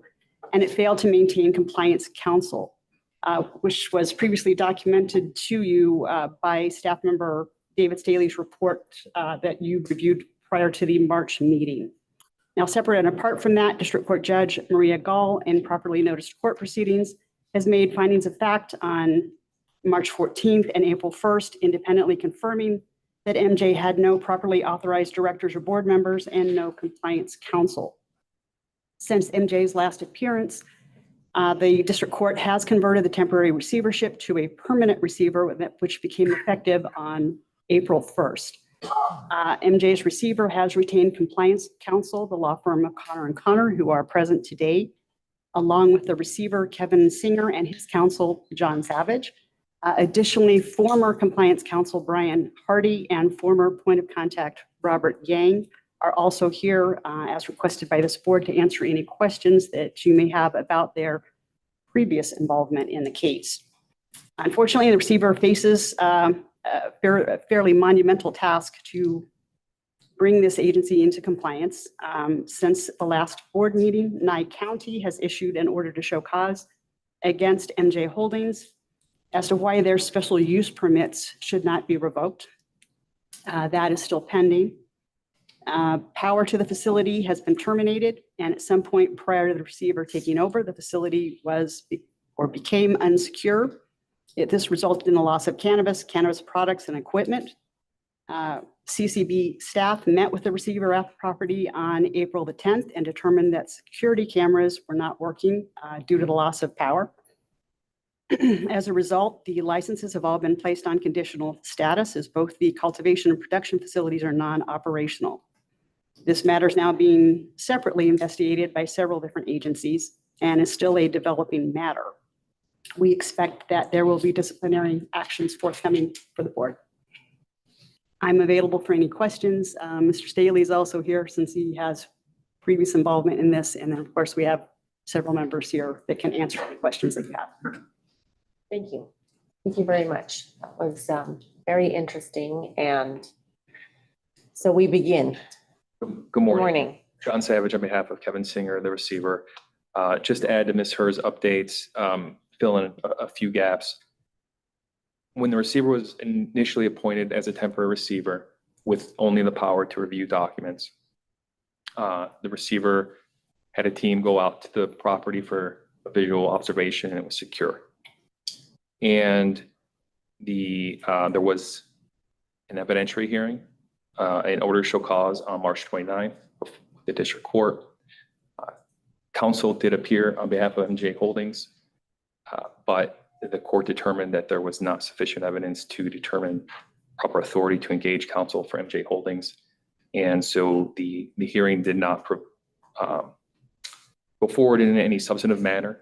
The court essentially just converted the temporary receivership into a permanent receivership, giving the receiver power and authority to take possession of the company's assets. That was March 29th, and we had been made aware prior to that court hearing on March 29th that the Nye County had issued its order to show cause for the special use permit that was placed on its agenda for April 2nd. I reached out to Brett Wagoner of Nye County on March 29th and requested a continuance of the order to show cause hearing, given the receiver's appointment. And I spoke to Mr. Wagner, I believe it was April 1st. And Mr. Wagner shared with me that on March 28th, he had been out to the property and that it was unsecure. And he had gone into all the buildings and the greenhouse and that there was no product on site. And Mr. Wagner shared that with the Nye County commissioners at the meeting on April 2nd. And pursuant to our request, they have continued the order to show cause to the May meeting. And that's, I believe, shortly thereafter, receiver engaged Connor & Connor as regulatory counsel, and then went out to conduct an inventory at the site on April 10th and discovered that there was no product and a lot of items missing. Incident report was submitted to the board. Police report was submitted to the proper authorities. And I believe Nye County was also informed. I've also spoken to Brian Hardy, who was prior compliance counsel for the company. Mr. Hardy's here today. He explained to me, and I think he'll share with the board why he is no longer compliance counsel. So I think that brings us to where we are today. It's a difficult situation, but happy to answer any questions the board may have. I have a question. Member Durrett, for the record, how were the receivership proceedings initiated? Were they initiated by you? No, the receivership and proceedings were initiated by a judgment creditor. Terrence Turney had obtained a judgment out of an arbitration award and had moved for the receiver to marshal assets in favor of the judgment. And then also these questions of authority were raised. Okay. And so I'm sorry. I think you had already explained that in the last hearing. I'm sorry. The jogs my memory. Thanks. So just so I can get the bigger picture, prior to March 28th, was there staff on site? Well, Empty. So when the receiver went out before the March 29th hearing, I don't recall the exact date, but the property was secure. It was the gates were locked. The receiver team could not enter. So it didn't appear that there was staff there, but everything appeared secure, and the receiver did not enter the property that day. Once the receiver got on site after the permanent appointment, he was joined by some of the former staff, or possibly still employed. I don't know the exact relationship at this point. And there was an incident report, I believe it was dated March 11th, that was on the desk from one of the employees who was involved with security, noting that power was out, and it looked like it was an internal form and appeared not to have been submitted to the board. So I don't know if so Robert Yang is also here. Has been involved in some of the day-to-day operations. He may have more information about what transpired prior to the receivership. Okay. Additional questions? Member Douglas, for the record, based upon the status of the property, from security to power to no product, and some concerns about the bank accounts, does the receiver have a hopeful plan? Well, the property is now secure. We've engaged compliance counsel. We're working through the court process. We have a status check next week with the court. I think we're going to be asking the court for some direction on what steps to take. We have looked into what the cost would be to try to bring the company back into compliance with the board. And there's also, it's a publicly traded company. So also looking at SEC compliance issues and how much that would cost and what possible resources there are. Most likely, it would be a sale of the assets. And if the licenses were able to survive any potential disciplinary actions, transferring those licenses to new operators. Thank you. Any other questions?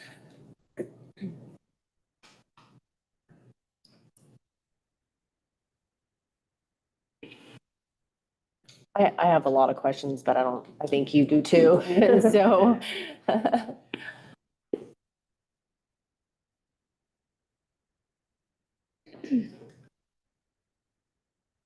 Status at this point. Just for receivership, or we also? No, Should we ask her? No, we I can guess ask anybody. Since I had requested to notify Mr. Hardy to be here, I want to make sure it was worth his time coming down. So could you come up and I'll just, I'm not sure, there may have been other board members or staff that also requested your presence, but I just, there had been so much that had happened. And then when you were at the last hearing, it kind of left a gap to not be able to ask questions for, to have some continuity. And I'd just like to see if we have a complex case like this, if council does withdraw, which for understandable reasons, that they come to that following hearing to to give the board the opportunity to ask questions and provide some consistency. I don't think we want to do like they do in gaming and require representation to enroll and, have pretty strict standards for council. So I think if our attorney court is very professional and responsible. And so I think if they continue to maintain that communication, that we can avoid that. And that would be better for the regulatory framework. So thank you for coming. And do you have any questions for Mr. Hardy? I think everything's been explained now. I guess, I wouldn't want to go into any attorney-client privilege, but I think you're allowed to say that there's been a breakdown in communication and so you need to withdraw from there. Chair, members of the board, Vice Chair. As many of you know, I was counsel previously. We came before this board with something that we believed, and we worked diligently with staff, and I commend Chief Staley and the board for its vision and opportunity to be able to provide an outline of a plan that, if followed, would have led to success of this company.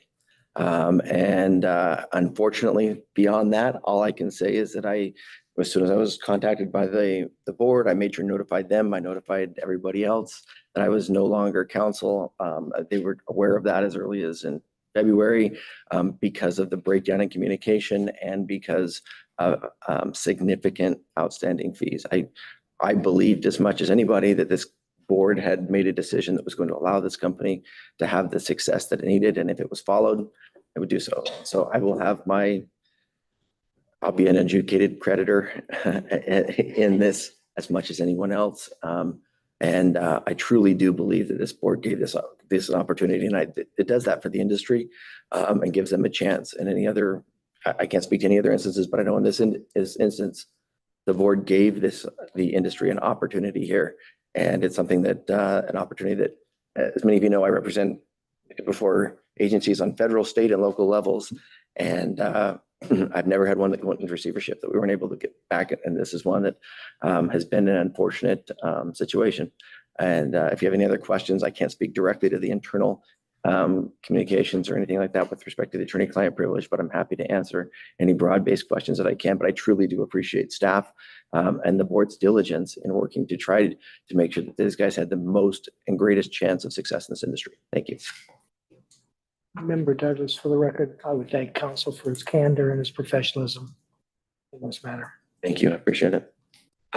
Member Dredd, I think this is just a comment, but I think one thing that worked out nicely is that this was conditional. And I think Chief Staley and his staff are working so diligently with this license to hammer out all of these details, but then have the safety net for if it didn't go through. And so I think that is a silver lining that I appreciate. Member Dredd, for the record, Brian Hardy, I agree with that. Conditional gives this board the opportunity to give chances like this. but also allows that safety net to be there. And I think that doing that in the future is something that should be able to be done because we've seen it succeed in many, many other instances. It's unfortunate that it didn't work here. Thank you. Thank you very much. I also know that Mr. Yang, and I don't know if you're represented, or was there any comments that you wanted to make? I'm only here because I'm the point of contact for MJ Holdings. Right. If you have any questions, I'll be glad to answer. Let me just, I do have a couple of questions for you, and I mean, council can stop me at any time if I cross the line, but I wanted to ask you did you have any control over the facility, or are you just a point of contact? Are you at the facility physically or? No. No, okay. And when did you find out that the facility had been compromised? I was told by ex-employees that everything was gone, but I didn't know the products would be gone because I remember them having 400 and something pounds of trim because I facilitated testing for them and they all came back failing and it would be destroyed. And we submitted a request to destroy on a seller, as you can see. So the products are no good, but somebody apparently went in and stole everything. I did not go out to the farm to see what was stolen or what was not. I wouldn't even know what's supposed to be there or what's not supposed to be there, but I was told that everything was gone. But I didn't know the products would be gone. And the people operating on the farm, they were pointing fingers at each other. Until this day, I still don't know where it went. And right, there's nobody working there now, correct? Or There was nobody working there. I want to say after the temporary receivership was appointed because they just finished harvesting. So they weren't gonna put in any money to grow anything new. any questions from board members? Member Mazarano would ask, what assets does MJ Holdings have if everything is gone, other than the actual license? My understanding is that MJ Holdings has the license at the farm and the trailer park, and probably some equipment. There's a flatbed, there's a front loader, and there's I think hoop houses over there too. And the land? On the land, yes. The land is owned by MJ Holdings? On the note. Okay, thank Two you. parcels of land are owned by MJ Holdings. Thank you. Okay. Any additional questions?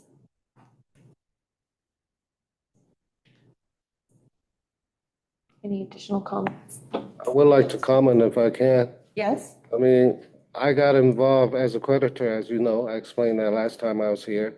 And I tried to oversee because when MJ Holding got the conditional TOI, Paris and Albert Reasonover were ruled as a condition that they can no longer be involved with the company. Right? So the company was left with personnel that was inexperienced in running a public company. And I try to help them as much as we can. And we submitted all the conditions that Ms. Hurd just said that we didn't do. We had personnel for CEO, COO, CFO submitted to Mr. Hardy to submit to the CCB. I even got an email back from Chief Staley acknowledging all these personnel changes. So we were trying to be compliant, and we tried our best to be compliant. But the court did rule that all these personnel were inappropriately named because the court ruled that, you know, you had to have shareholder election nominations and minutes to show that these people should be CEO or CFO or COO. But we didn't know that. I mean, we had board resolutions submitted to Mr. Hardy to submit to the CCB, and we made AK announcements on the SEC, and that's all we knew that we did. We didn't know that we weren't doing the right. So it wasn't intentional that MJ was not trying to be compliant. It was just inexperience, you know, from not not knowing how to run a public company. Ultimately, the board did decide that the MJ Distributing, the license holder, which is a private company, should separate itself from the public company. I mean, the public company is the one that owes all the money. We were trying to, Mr. Harding and I actually sat down and we had a buyer that was interested in buying the whole operation. And Mr. Harding can testify to my statement that we were trying to pay off the CCB fees, the attorney fees, and the SEC, auditors and stuff like that, to try to stay compliant so the new owner will have a clean license. We had really good intentions. That's all I gotta say. Thank you. Any other comments? Questions? Okay. Thank you all for the update and yeah, tough work ahead of you. Thank you. Thank you, Ms. Hart. Okay. Now we're moving on to item number 9. This is the approval and resolutions. And under that item is the notice of final licensure. We have Steve. Yeah. Good morning. Good morning. Thank you, Chair, Vice Chair, members of the board. Steve Gilbert for the record. Agenda 9A is an informational item presented as a notice to the board of establishments that have been issued their final license since the last board meeting. Item number 1 is for Wellness Connection of Nevada, LLC, which was awarded its conditional medical production license, P109, by the Division of Public and Behavioral Health on November 3rd, 2014, and its conditional adult use production license, RP109, by the Department of Taxation on September 17th, 2018. These licenses were awarded in the Clark County jurisdiction. On February 29th, 2024, the CCB conducted a pre-opening inspection and audit of the facility. The inspection and audit results revealed the facility was in compliance with NCCRs and NRS. A statement of no deficiency was issued on February 29th, 2024, demonstrating Wellness has met the regulatory operational requirements to become operational. As a result, the CCB approved and issued final licensure to Wellness Production Facility on March 13th, 2024. Item number 2 is for Development Incorporated, which applied for and was granted a conditional adult use retail attached consumption lounge license in the Clark County jurisdiction after passing suitability by the board at its June 20th, 2023 meeting. On April 1st, 2024, the CCB conducted a pre-opening inspection and audit of the adult use retail attached consumption lounge facility. The inspection and audit results revealed the facility was in compliance with NCCRs and NRS. A statement of no deficiency was issued on April 3rd, 2024, indicating they had met regulatory requirements to become operational. As a result, the CCB approved and issued final licensure to Development for its adult use retail attached consumption lounge license on April 4th, 2024. Thank you, Chair. Thank you. Board members have any questions for Mr. Gilbert?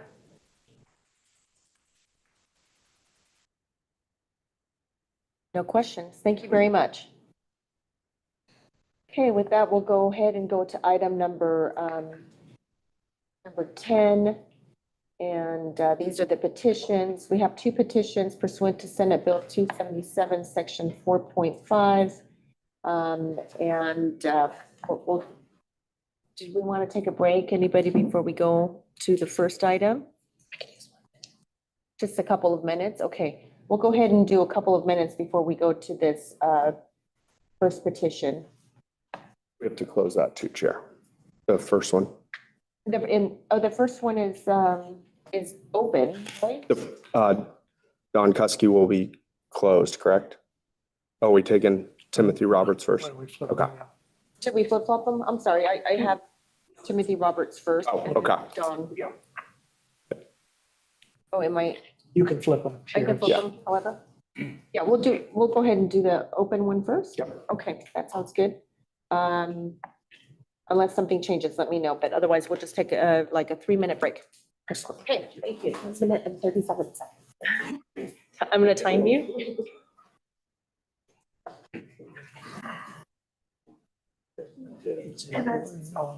Stipulations. Adjudicate. 3-minute bathroom break. 3 minutes. I think she had to go to the bathroom. Too much coffee.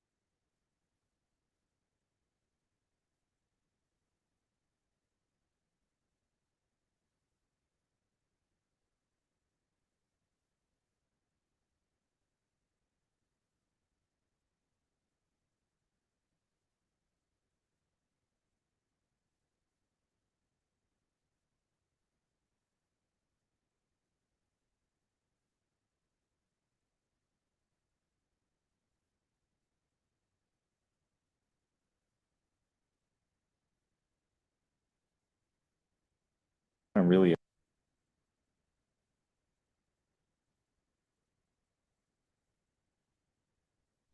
Okay, perfect.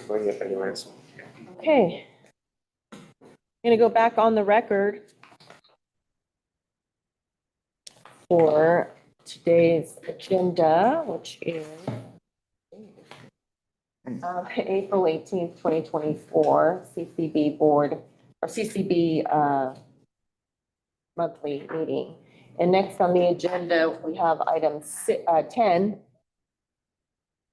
And this is the petition filed pursuant to Senate Bill 277, Section 4.5.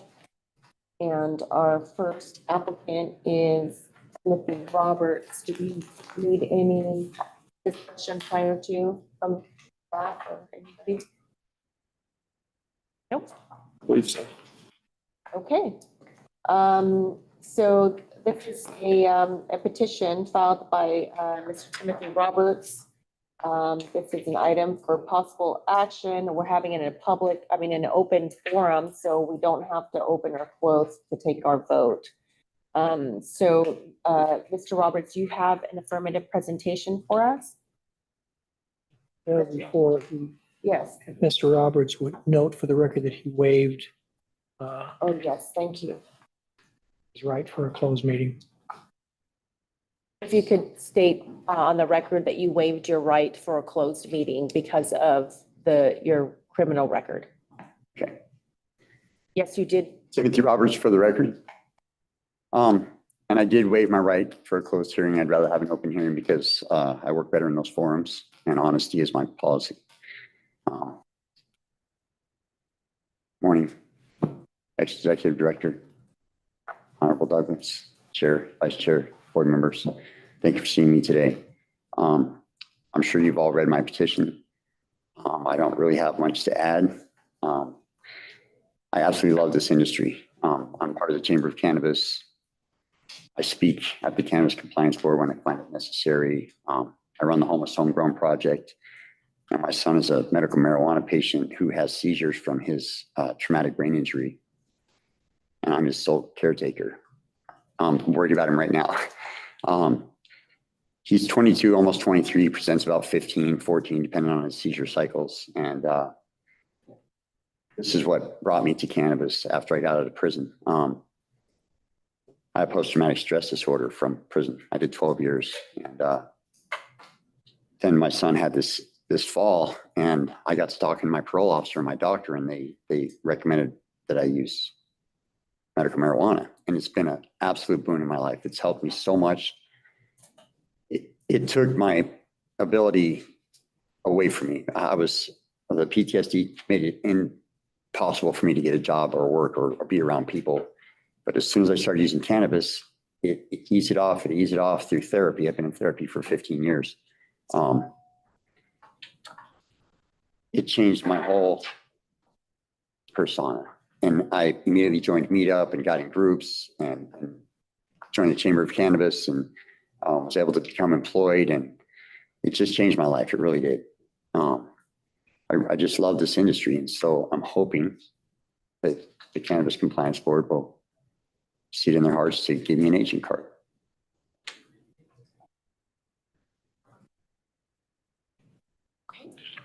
Any questions from board members? Member Dratt, I have questions. So where are you employed now? Right now, I'm a Teamster. I work for the Teamsters Union.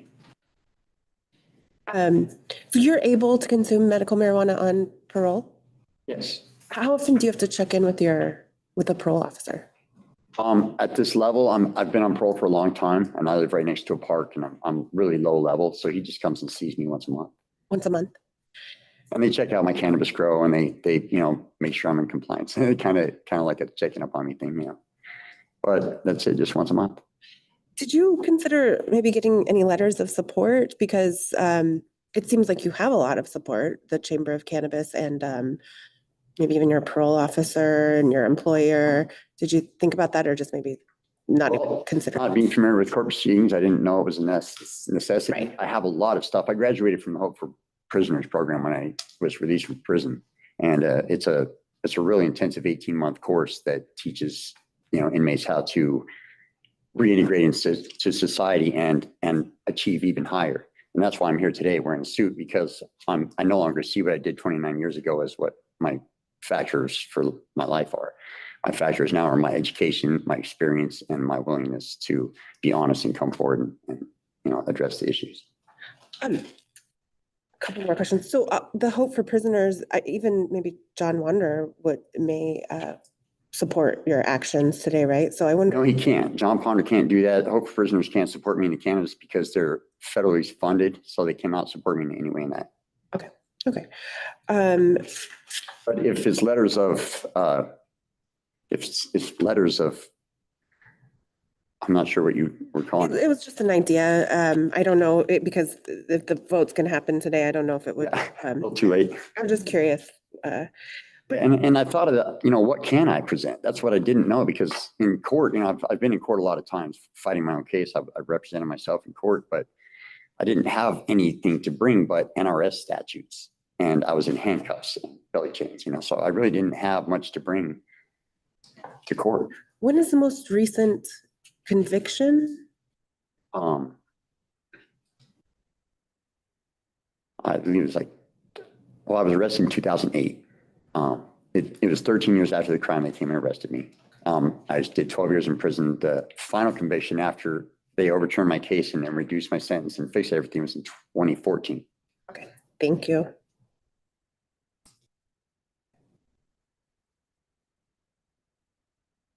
So you have a job now in the Teamsters, but you want to switch jobs? You want to work for Cannabis? Yes, absolutely. Do you have a prospective employer that's wanting to hire you, or you're just at the beginning? I can't even apply for jobs without an agent card number. I try and I try and I try, and they say, "What's your agent card number?" And I can't get through. So I would have prospective employers because I see every single post every day for every job, and I'm in that loop, but I don't have the ability to apply for the job. Okay, but you don't have somebody that's, that's saying, Mr. Roberts, as soon as you get the card, you have a job here. I do, but I can't put them on record because I'm in the industry. So I have a lot of people, and I'm in the industry type. People are saying, "Dude, get your card, and you're hired." So, and I have to bring up the point that I did ask for a consumption knowledge card. The reason I did this because I know that the combining of the cards is probably in the workings right now. So, and I intend to get all 5 cards or 3 cards if we combine them or whatever it's going to be. So I just wanted to pay for 1 card and then pay the cheaper fee for the combined card once they're available. And I'm hoping that I won't have to go through this process again for more cards. So that's one thing I wanted to bring up today. As we sit here today, would there be a Cannabis employer that if you were to ask them, "Hey, if I get my card, if I get my waiver approved, would you hire me? And are you willing to do a letter for me?" Do you think there's somebody that exists right now as we sit here today that would be willing to do that for you? Yes, but not in the consumption lounge. I have somebody who would do that for me in a bud tender situation, working for Remedy. Remedy knows me really well. The owners know me really well and told me, "Dude, you get your agent card, we'll hire you right now." And that's what you want, correct? Yes. But I didn't want to have to pay extra when it's going to be, because to be honest with you, I made $14,000 last year. And this year I've only made 3. The Teamsters Union is barely working. And I'm going to make a lot more than whatever I do here. And it's hard for me to get a job. I've applied for 284 jobs in the last 6 months. I haven't been hired. And I know that I can be in cannabis. Member Drett, for the record, it's not up to me, it's up to the chair, but I would be supportive of continuing this and letting him get letters of support. I would like to see letters of support from the community because I think that would be valuable in showing the legal factors here are that you wouldn't pose a threat to the public health or negatively impact the cannabis industry. I think for me, the biggest factor, this is such a serious conviction that I don't know that I don't know how other people will feel about it going forward. I just think the factor needs to be whether it's related to diversion of cannabis, potential cannabis of sales to minors. So I think the criminal justice system needs to take care of convictions and how to properly monitor defendants and stuff like that, and that our analysis should be whether it likely poses a threat related to diversion and sales to minors and I agree. use of illegal pesticides. That's just for discussion, actually. I'm not sold on anything. I want to hear what the other board members have to say too. And just to touch on what you said, for me, so the buck stops with this board and this agency. We do the background checks, right? The industry relies on our due diligence to check all of this, right? So not having a potential employer that knows you, knows your background, vouches for you, wants to put you to work with all of that understanding, that kind of takes some of that from the board off of us and onto your employer, because then they know that they are hiring you with everything that comes with it, right? And not having a potential employer, then again, we're the ones that do the background checks. I don't even think that if you have your card, the employer, maybe some of them do, but most of them will just rely on the fact that we've done the background. I asked Chandler Cooks and Steve Campbell, and they both told me, no, the agent card already checked your background. We don't need that.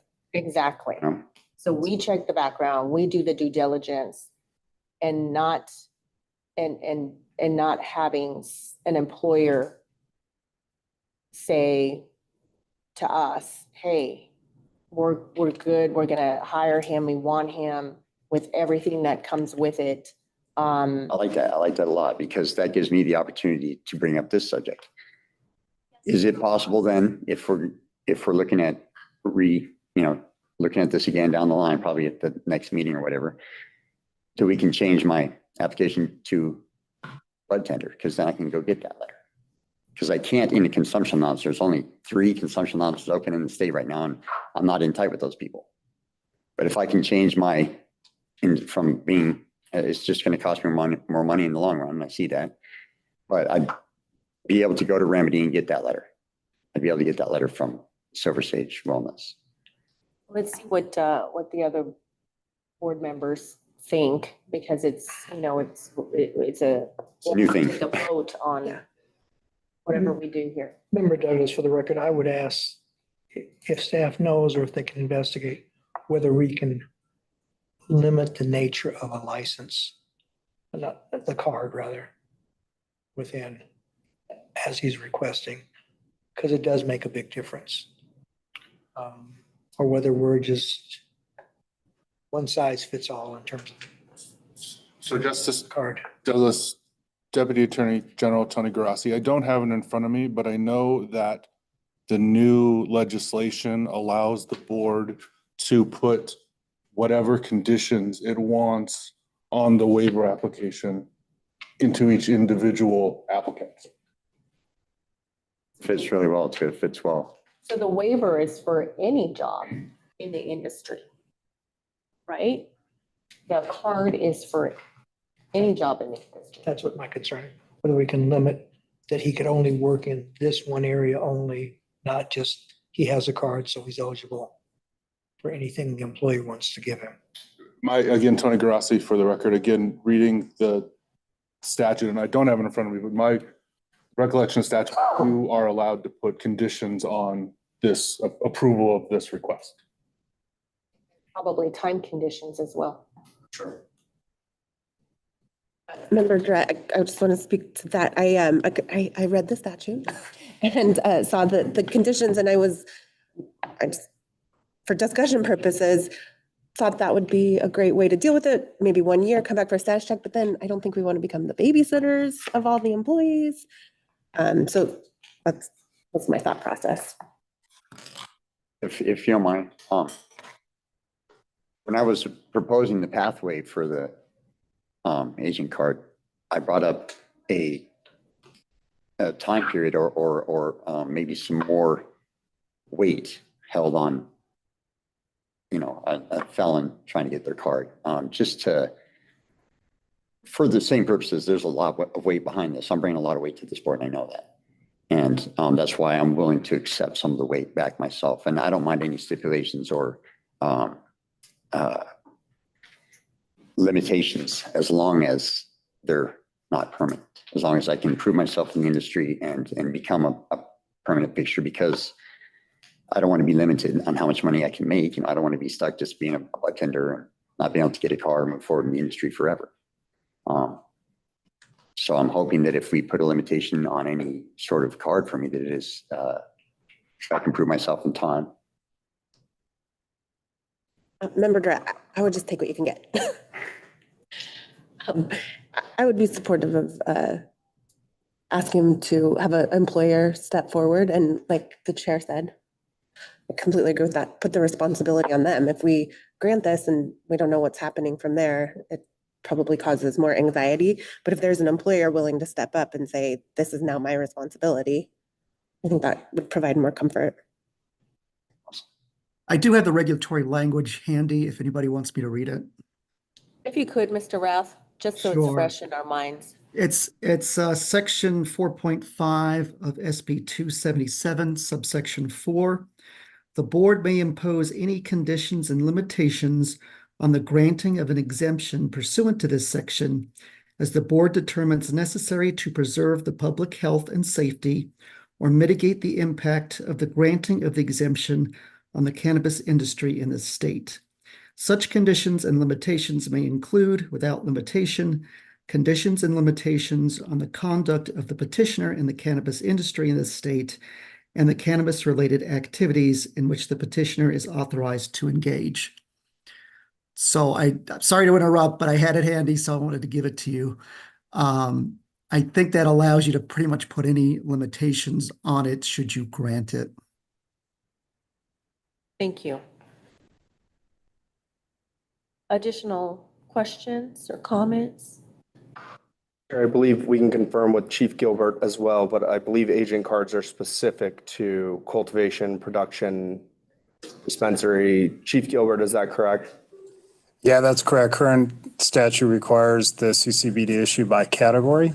So if each application would be for each type of category, so consumption lounge would be one, cultivation, production, or dispensary would be the other ones. And there's a fee for each application for each. Okay. Yes, that's correct.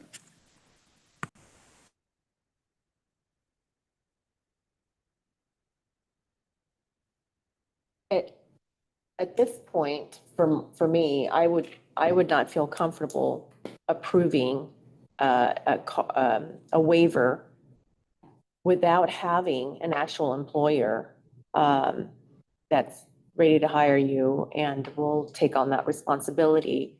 I think that we would be able to revert this matter back to staff to put on a future agenda when you can come in with that, or come in with somebody who's going to basically vouch for you. Yeah. But that's just me, and I don't know if it's that lawyer hat that I have a hard time taking off when I start thinking about liability and about, due diligence. And, again, the buck stops here with us because we're the ones that are doing the background check on you. And we're basically endorsing you to all these employers out there. And, our number one duty that's listed in our preamble that creates this board is, we have to make sure that we that we ensure that our industry is, enforce the trust and, that we have a good reputation, that we are the gold standard, that Nevada is a healthy cannabis industry for people to come and work and invest in. So with that, that's just me. Any other members? Agree. Member Drat, I strongly agree with that. All I had was like 1,000 different thoughts, but the chair direction, and I fully support her direction. Member Mazarano appreciates that you've done a lot to turn your life around, and we want you to be successful. I'm not sure that the cannabis industry is the one to make you successful, but I agree with the chair that let's get some letters of support, or let's get an owner of a facility to come in here, I'm going to try and bring a few. stand before us. Thank you. Any words of wisdom, Justice? Okay, then with that, do I need to take a vote to revert it back to staff? Move to table? Yeah, move to table. Okay, I'll move to table this item for a future agenda. Is there a second? Member Drat, a second. Have a first and a second. Any discussion on the motion? All those in favor say aye. Aye. Aye. Any opposed? Okay, motion carries. Quick question. How do I get back on the docket? How do I? Call up the office. Yeah, please work with the staff you've been working with currently, and they'll, once you've acquired the materials that you want to present, and we'll make sure you get on a future agenda. Cool. Thank you very much. All right, thank you. Thank you for your time today. Thank you. Okay, moving on, this next item is going to be a closed session. We have another waiver, that's item 10B. So if we can clear the Reno office or the Reno location and online, make sure that we don't have anybody online that's not pertinent to this item.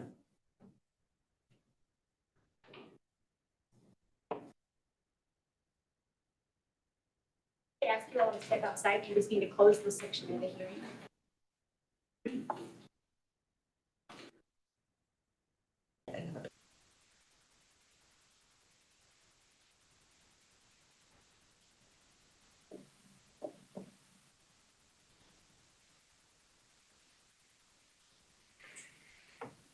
Okay, the rooms have been opened back up and we can go back on the record. Okay, so we'll go ahead and I'm prepared to take a motion on on this item 10B, which is the petition of Dawn Kuski, and she is in the Reno office. Is there a motion? Oh, first I want the record to reflect Member Merritt has left the meeting. So with that, is there a motion?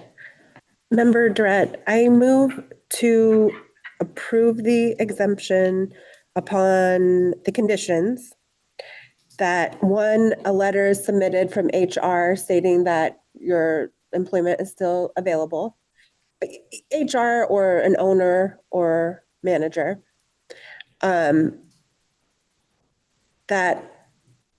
Lucid provides an update, just a letter to staff a year from now, giving us a status on your employment, and that this approval is limited to Lucid, that if you were to move to a different operation, that you would have to put that back on calendar and come back to the board.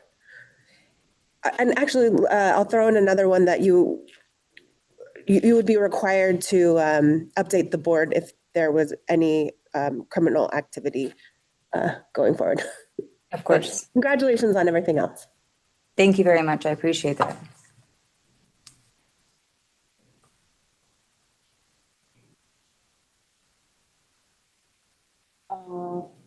Friendly amendment on the motion that Lucid, when they submit their letter stating that they would, they're ready to hire her, that they acknowledge Ms. Kuski's background. Full disclosure. Full disclosure. Yeah, I adopt the proposed amendment that Lucid, when they submit that letter, either from HR, an owner or manager, that it acknowledges the excluded felony offenses and that they understand that this provides some additional supervisory burden on, or responsibility on their part. Okay. Is there a second on the motion?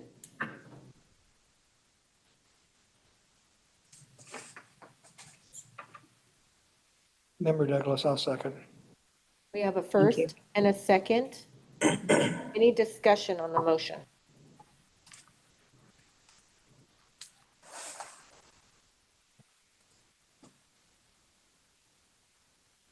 Member Mazarano just agrees that if we obtain the required communications, that this is limited to Lucid.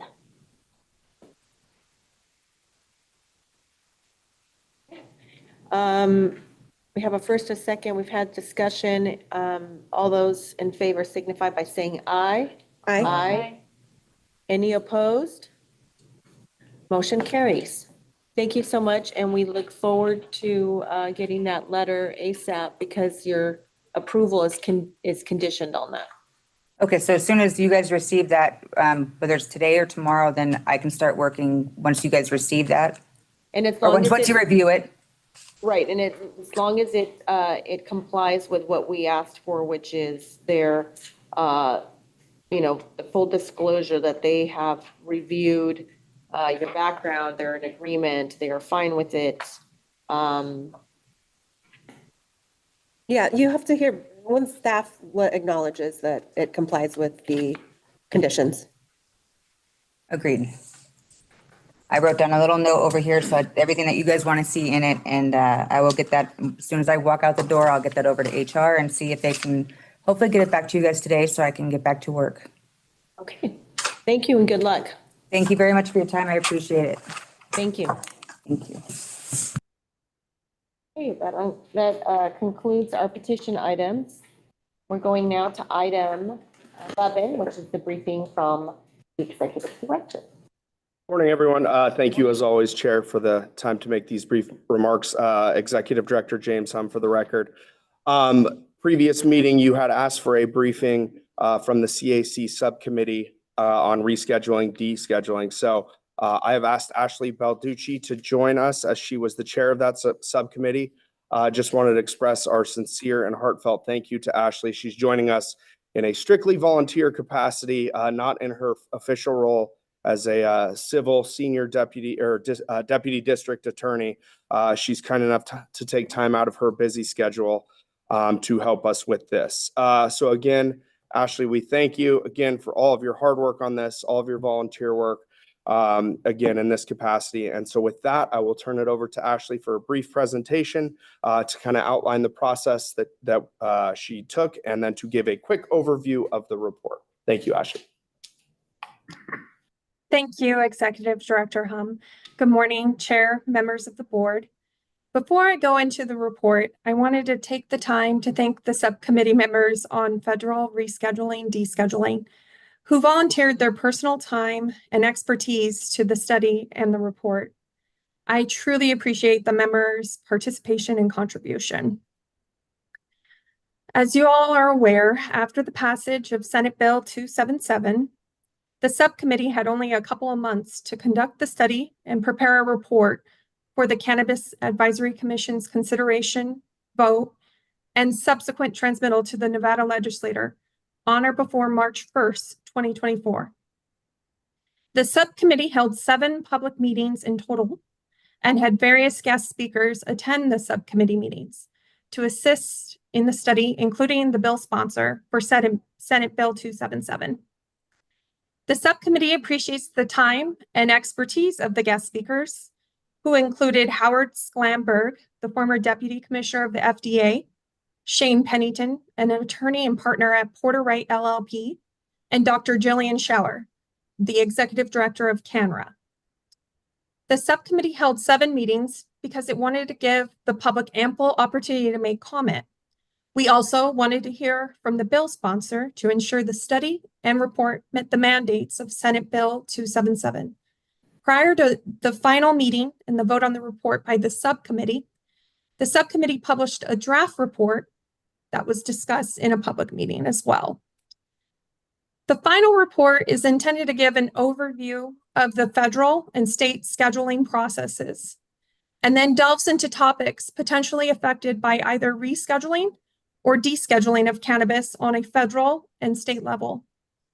Because the subcommittee had limited time to conduct the study and draft the report, the subcommittee selected topics for the study.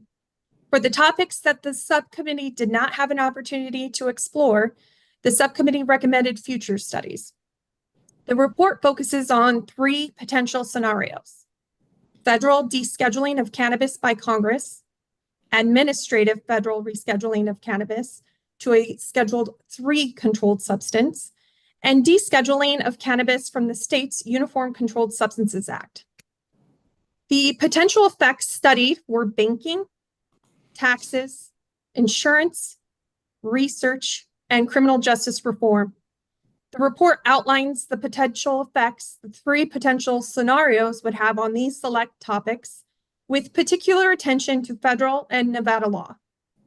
The report further provided recommendations to the manner in which cannabis is regulated and taxed in Nevada to ensure the continued growth and success of the cannabis industry under the 3 potential scenarios. Overall, the study and report explain how federal descheduling of cannabis by Congress, albeit unlikely at this time, would have the greatest potential effect on the topics selected for the study by the subcommittee. I have provided a rather condensed version of the study and the report. The public meetings, draft report, and final report are all publicly available on the CCB's website if you'd like to review them. I thank you again for the opportunity to serve as chair on the subcommittee on rescheduling, descheduling, and appear today to present an overview of the study and report. Thank you, Ms. Balducci. Thank you. Thank you for setting that up. Any comments or questions? I mean, this is just basically just an overall what happened, and the study is on the report is on our website, so it's a complete detail. So if you want additional information, you can read the report of all their work, their hard work, and I appreciate it. You guys did an amazing job. Thank you, Chair. Thank you, members of the board and Executive Director Hum. I have one little comment, member direct for the record. That is so impressive. I didn't even realize that all those heavy hitters had been pulled in. So I need to read the report. I need all of that information. And I just want to give Ashley a plug. She's one of the authors of Cannabis Law Desk Book, which I heavily rely on in my cannabis law class. Thank you, Board Member Durrett. I appreciate that. I also wanted to note there was other guest speakers as well, but those were some of the major players who came and spoke. So if you want to see all the different guest speakers with specific expertise in those topics, certainly watch the meetings because they have a lot to say. Thank you. Excellent. Thank you so much, Ashley. Appreciate it. Thanks again. Thanks. So a couple quick things additionally for my comments. Just a reminder, on Thursday, April 30th, we're holding a workshop. Oh, actually, I think is it Tuesday, April 30th? Tuesday, April 30th, we're holding a workshop on lab regulations at our offices. Still taking public comment. So as always, we appreciate the feedback and welcome opportunities to fine tune our regulations. Lastly, again, this will actually be her last meeting. Wanted to thank Amber Verkler for everything she's done. And then at the same time, welcome Amber Powell to the team. She served various roles throughout the state, including DMV and most recently Department of Taxation. Couldn't be more thrilled that she's joined the team. We're expecting big things. And again, Amber Verkler, thank you for everything. So with that, Chair, I'll turn it back over to you. Great. Thank you very much. Yes, welcome the new Amber and good luck, other Amber. Yeah. Old Amber. But right now, yeah, this is great. We have the double header. Okay, with that, then we'll go to item 12, which is the next meeting date, which is May 16th. And this is basically our setup then for until whenever. Further notice, yes. No further notice, this is our setup.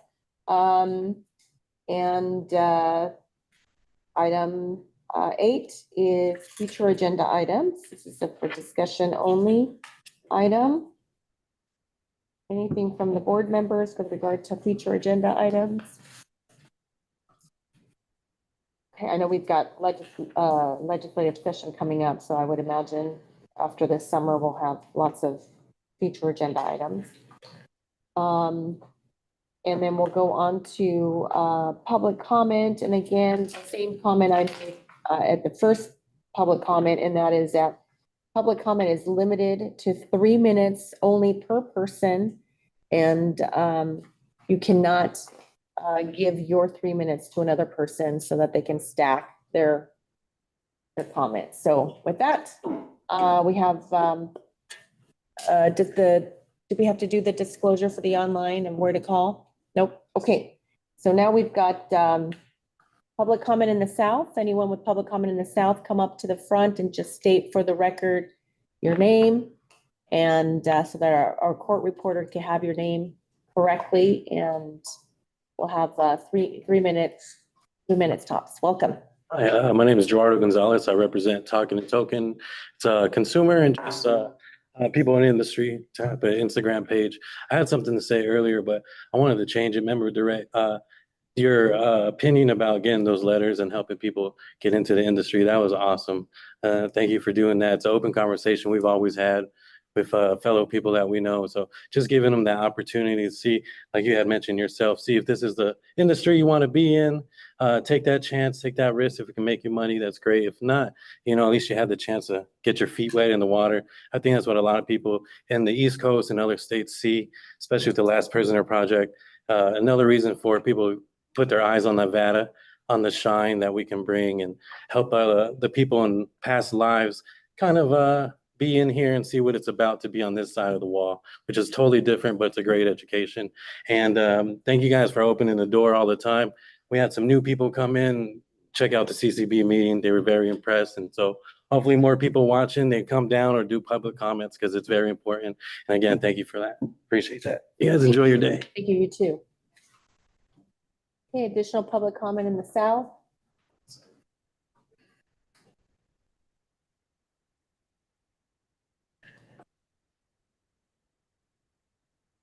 Good morning. Is it still morning? Good morning, Board Executive Director, Mr. Hum.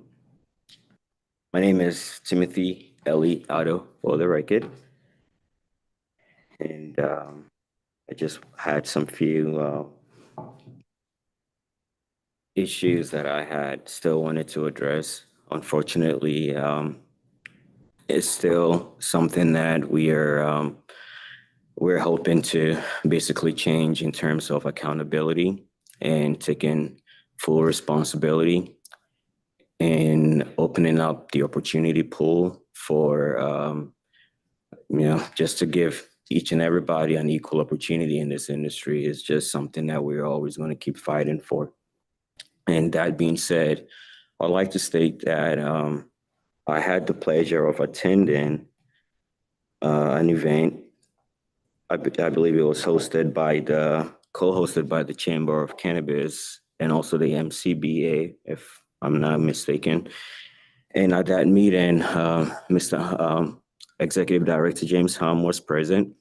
And I did pose this question to Chandler Cooks, and something I have been posing to the board for quite some time now. The board did initially issue me a statement in which, unfortunately, it wasn't a factual statement in regards to stating that they had no association with CEIC. So I would like to play that.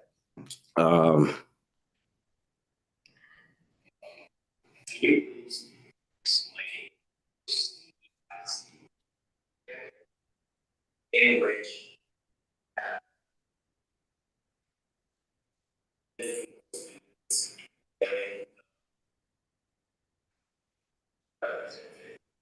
So it is quite known in the PA that the state nowadays, when as you cited PA, it's hard and so.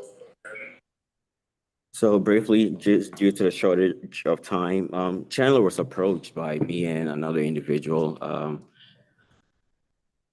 And then it was proposed right in front of you, James, and you heard Chandler's response in regards to him being in direct conflict of interest by representing the CEIC and sitting right here to the board each and every single time. He did initially submit an application on behalf of the CEIC in which he also refused to sign an NDA during that process with the school in which the CEIC started. So by refusing to sign the NDA, he basically stated that he is not a direct competitor against others that were also he's supposed to be helping. And I'm just trying to find the right outlet. How do we, moving forward, what is the right outlet to for the CCB to take this matter seriously enough to really thoroughly investigate this? Because I mean, this is clear evidence. I could play Chandler's right here for the record. Good morning, and I just wanted to thank you for the ease of the consumption lounge application process. You successfully submitted for our input ownership program. Thank you very much. Yesterday. Any additional comment? Okay. Seeing none down south, is there any comment in the north? There's no comment in the north. Okay, thank you. Do we have any comment online? There was no one online to provide comment. Okay. With that, then we will go ahead and adjourn this April meeting for the CCB. Thank you, everybody, for your patience and for your hard work, and another month down and onward. Laughing. I don't know why she's laughing. Put it back on my calendar.